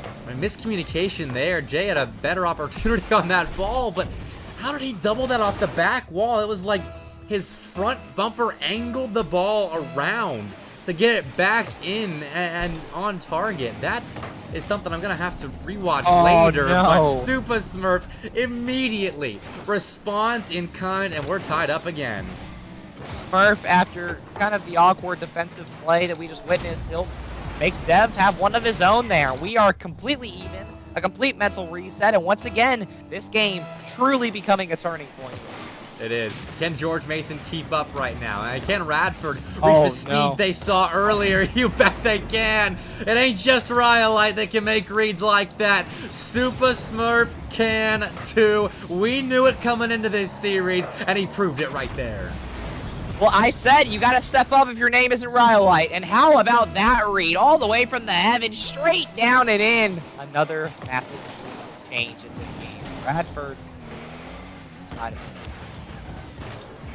They have shown that they can not only win games in series by just completely outplaying your opponent, running away with games, and then closing them out with time, but also make comebacks happen, as George Mason has several times now. We are tied up again. Rhyolite gave that ball up, and Dev, allowed Titanium to fake Zyrus off the goal line. That was something. All right, we're starting to reach the crash out point of a massive tournament like this, and one that makes you gotta stay locked in for hours and hours on end. And at some point, it's got to come crumbling down a little bit. So now both teams have had their rough moments. So once again, somebody's got to lock back in here, and I don't know who it's going to be at this point. Oh, Rhyolite got around for a shot, but it clanged off the crossbar and stays out. George Mason sighing a sigh of relief right there, but no time for too many of those. They will get back to playing offense. Jay leaving that ball for Dev. He'll pop it up the sidewall, but into the outstretched arms of Rhyolite. No extra touch, however. So Jay finds a read to slow down the attack of Radford and allow George Mason to get it clear. Dev, not a lot of boost, has to give this one away, and that's not what you want to do. Winning these games because you've been playing your possession so well. And Jay, how about the confidence to go for this one off the corner? Smurf getting red as well. So now Zyrus banging it downfield. Titanium looking to take a sort of hook shot bottom right, but Zyrus there once again. Ryo needs to block this shot from Dev, but that ball will send him flying and he won't find the double. And Titanium was itching for boost right there. I'm sure he wanted to commit for that, but only had about 20 in the tank that he picked up while eyeing going after that backboard read. And yet, George Mason keep the offensive going, though that can all come crashing down as Rhyolite has space. He's got a flip reset, and you bet that means he's got a shot on target. 3-2, Radford out in front. He simply makes it look easy. He's the maestro. He's an artiste. You just got to give him the brush, and he'll grab the lead for Radford off an incredible flip reset. He's still incredible. He's still Rhyolite. And Radford, well, they weren't still in front. It was tied up for a bit, but they have claimed a lead back. Super Smurf slamming a pass mid off the side wall. Rhyolite extending it mid. Zyrus to shoot. Nay, pass. Rhyolite, though, doesn't make contact. And I think everyone's hearts just skipped a beat. And wait a minute, we're not out of the woods just yet, as there might be an open shot here if one member of Radford can get an air dribble. Looks like Ryo will be the one to do it. Flip reset, not over one, under instead. Smurf with a 50. Can he get back to it? He's so awkward off that jump off the sidewall. And as of right now, Radford will still hold on to that one goal lead. But you're wishing it was two if you're a Radford fan. Oh, you bet you are. George Mason has proved in the last couple of games that they can find goals out of nowhere. It's no longer the... Well, this was only game 2 where they did get shut out. Game 1, their offense showed how dynamic it can be. But they have, I guess, shown in several games this series that they can find goals out of nowhere. And we aren't back in game 2 now. George Mason, though, needing to make a play defensively, which Dev will provide to just keep this game manageable. GMU, 70 seconds left to get this series tied up, to get this game tied up, and have a go at a 2-2 scoreline. I have yet to see this Radford roster slow down, but I would think now of all times might be the perfect time to do so. But with a minute left, they're still going to keep this pressure on, and it might open the doors for GMU by just a crack, as now here comes an offensive opportunity. Smurf and Ryo double committing. Zyrus, though, is uncontested as he's looking for a double. He won't find it. Smurf will try and go to him. It's over one. It's over two. Is it over the third? Is there a shot? No, it's a great save from Dev, keeping GMU in this game. To see how GMU acts now in defense. They're so scrambled. Oh, the rotations are awry, and Rhyolite is going to find any kind of opening that results from that. He beat Titanium here, and once Jay backflipped, it was all over. Beautiful shot from Ryo. I could close my eyes and do a dizzy bat competition and see a blue ball go into the net, and I would know it's Rhyolite. It's unbelievable how almost guaranteed this kid is on the ball. But now, 20 seconds left, he still has to close this one out. Zyrus rushing back to try and keep possession. Smurf doing a great job to work his way past two. That's a great clear. That should get us very close to closing out game 4 in favor of Radford. Rhyolite pops that ball up, and Zyrus is there to get it back to Rhyolite to put a shot on. No way. Guys, the game's over. You don't have to be doing that. Are you serious right now? I meant what I said about the crash out part of this tournament. This is officially not Rocket League. This is 4D chess, and I'm here for every dimension of it. 5-2 Radford. Well, the nice thing about what Radford has done in this grand finals is that when Final Form asks me for clips to post on Twitter, I'm not going to have to look very far. I just go back a little bit in the VOD and I watch whatever Radford is doing on the ball at the moment. GMU have had good plays in grand so far, but my God, Radford's on a different level right now. It is diabolical what Radford has managed to do with series, and it has been so back and forth, so all over the place. And for me, I look at GMU, and Dev did his role, shot 33%, made sure to, I mean, he got the double in the beginning and then really played great defense. And Titanium has yet to have his breakout game, and Jay kind of taken a fall off from the grace that he found in game. But of course, Ryo, he's been as consistent as you can ask out of any player I've ever seen in the Monday Night Lights. And yes, I'm willing to say that. And he's been incredible. Radford have been incredible playing around him. George Mason, though, you're missing one more breakout player. Who's it going to be? Yeah, they just need another step because they're mostly right there. Their offense has produced a game with 4 goals, a game with 2 goals, a game with 6 goals, and now another game with 2 goals. And I feel as though they are putting up enough goals to where you'd figure they'd at least have 2 games in this series. But Radford is doing so much in this series offensively and defensively where they are holding GMU at arm's reach. And that's been enough to get started here as we'll move into Game 5. Kick me out of the lobby, so you missed the first 12 seconds. Fortunately, though, I don't think you've missed much. Did not, but you did miss GMU actually putting the pressure on first. And so to a lot of the fans in chat, that might be a lot, but we'll see if it actually results in anything as Titanium will slam this one down the pitch. Hey. There's not a third man in sight. And how about this for the start for GMU's comeback? They will take that. Simple pass. Jay pops it up, and Titanium reads his newest teammate extremely well. That's the kind of tandem play that I feel like George Mason can be missing at times. They're always going for it, but not always connecting. That one did, though. Down the sideline, it catches out Radford. Now Titanium. Extra little touch there. Put pressure on the Radford back wall. Center ball. Gives Dev an opportunity. He'll place it somewhat on target. I think it was a bit high. But GMU, an outpouring of offense early on. I'm loving to see the midfield work from this team as Titanium immediately gets the mid boost, and look at how he's already on. Is he going to fake for Jay here as well? Yes, he will! That is what I love to see! It is absolutely pitch perfect from them. There you go. First minute in. And GMU, they are being beaten in some of these games. I don't mean beaten like just they simply lost the game, but like beat up in some of these games by Radford.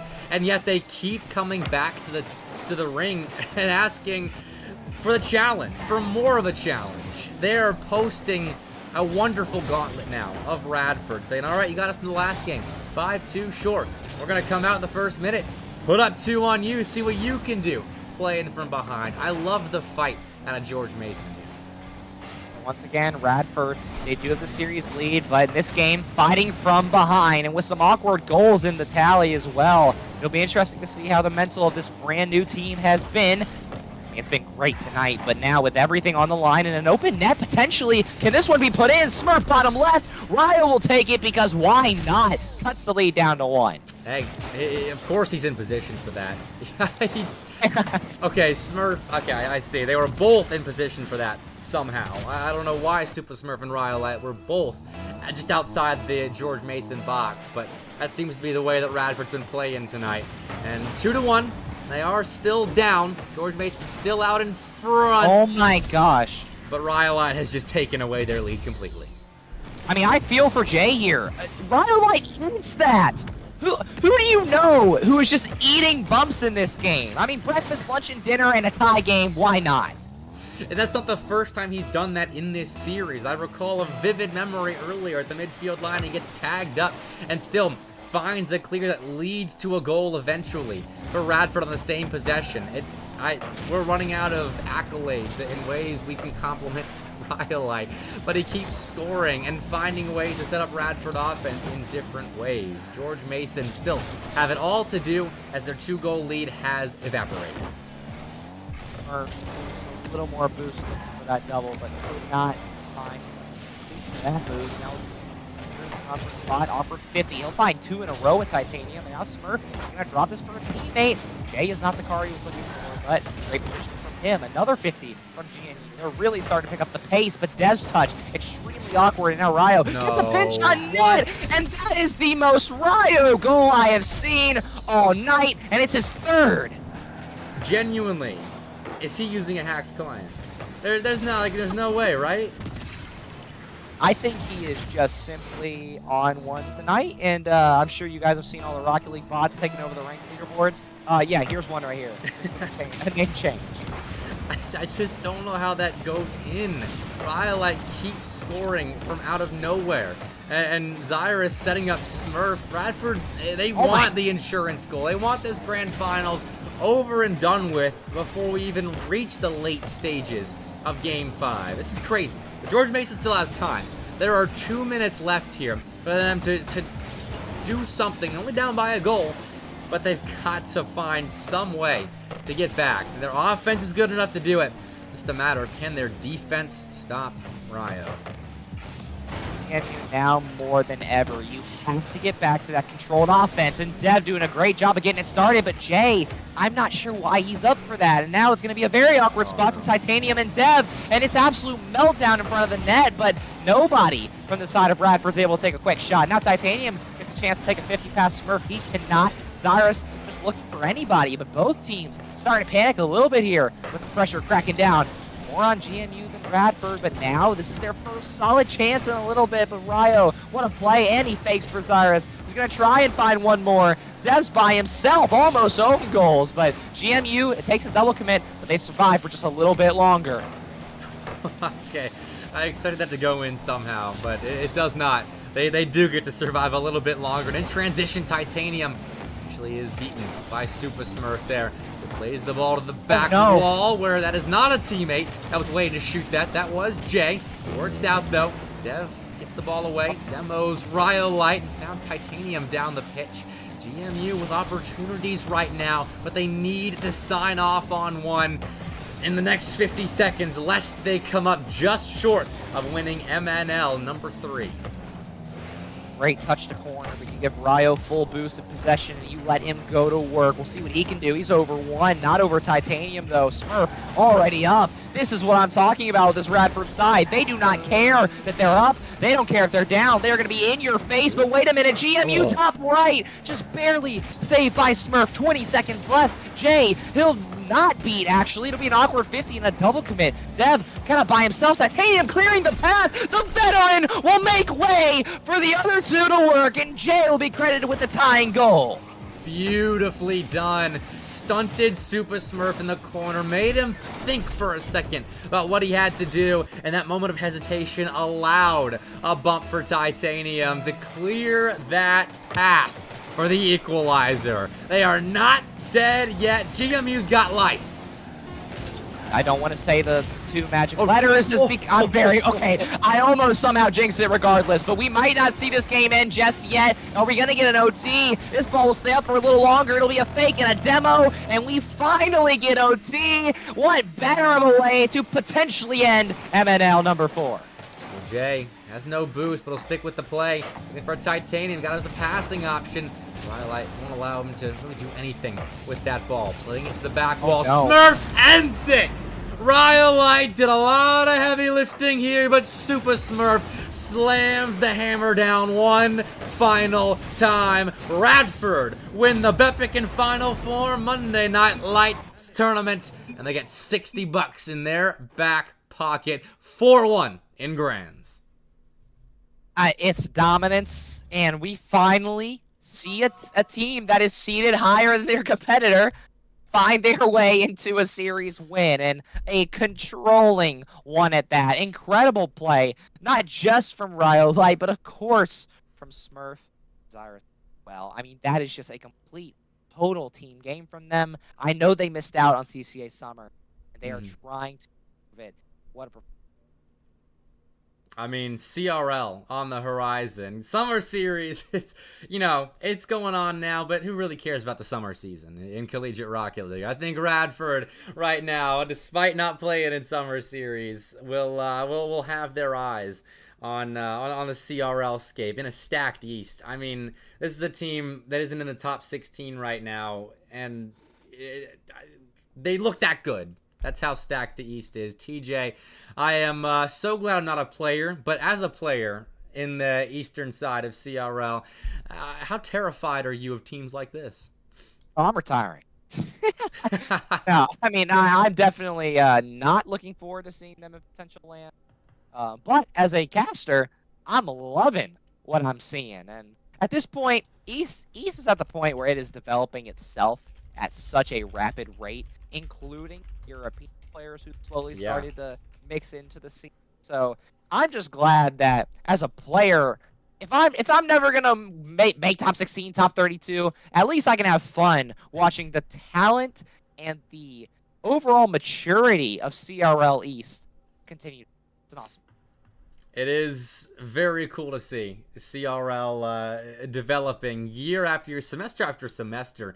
Like the ceiling raises month after month. Even I'll go even that specific. But either way, what a night that was. I'll show the bracket one more time. Let me type in Radford into the game-winning slot to blind everybody. And to answer your question earlier, or your comment, TJ, I do have a plug-in for Chrome to make it dark mode, but it doesn't look good in Google Sheets for me. So I guess I got to get a different one for Google Sheets. But there you go. That's the bracket. The 7 seed won it all. Congratulations, Radford. But dude, TJ, what an insane night. So many story programs. Yep. Players as well. I mean, obviously Shawnee State, a new school to the scene, but we have seen those 3 players before. Colorado has been around. They've done their work. Oregon State having a solid showing, but just unfortunately couldn't get past Siena Heights, and obviously we've been casting them for a while. They've done incredible. And it's the night of the transfers. It's the night of the freshmen. I mean, RCU looked great with Magic Skies and Luca. Radford adding a brand new roster looking.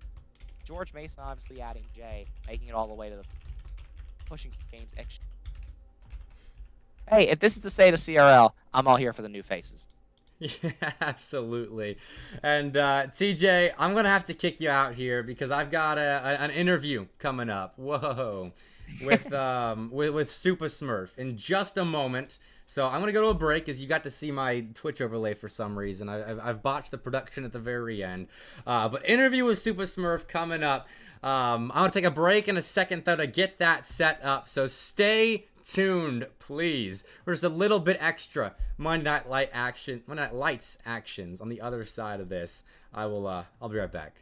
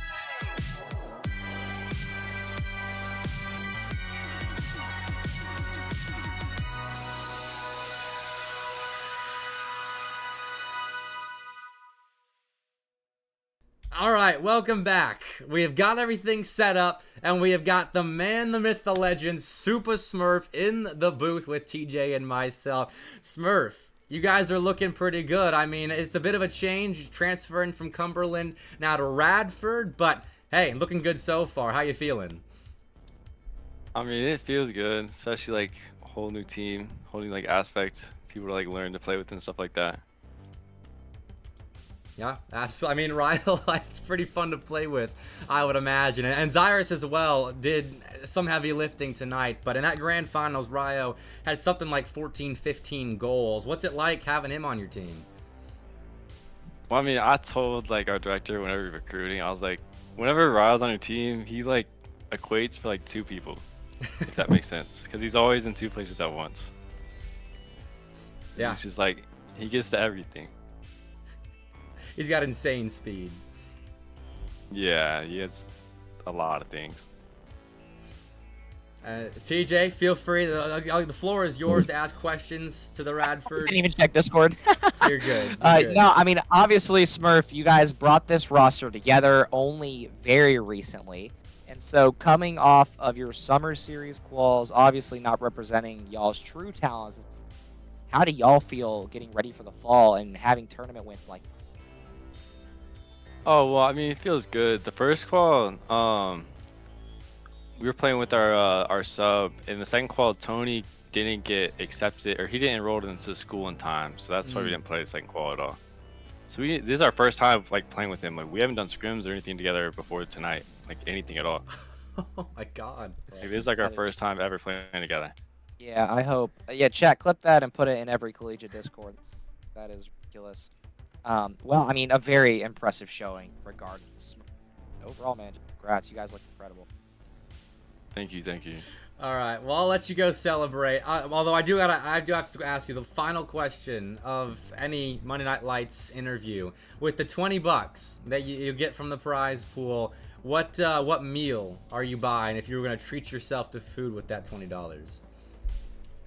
I mean, probably just Chipotle, to be honest. Pretty basic answer. What at Chipotle specifically? Usually get like a chicken burrito with like white rice and cheese. That's about it. All right. Simple but effective. Good order.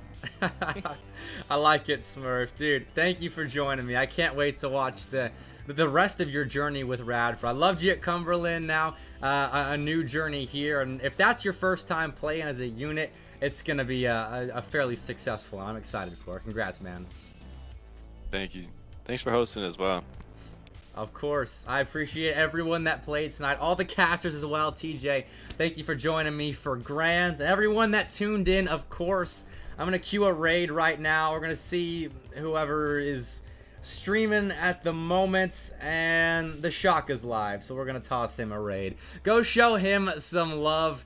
I'm going to say good night, though. Thank you so much to Final Form Entertainment for sponsoring the 3 Monday Night Lights they sponsored this summer. We'll see if we get some more. Still got to talk through all about that. But Summer Series action going to be happening on my Twitch channel tomorrow night, Wednesday night, and Thursday night. So make sure you follow. Make sure you tune in then. But I'm going to say good night for now. Thank you so much for watching. And I'll see you tomorrow night for Summer Series action. Peace out.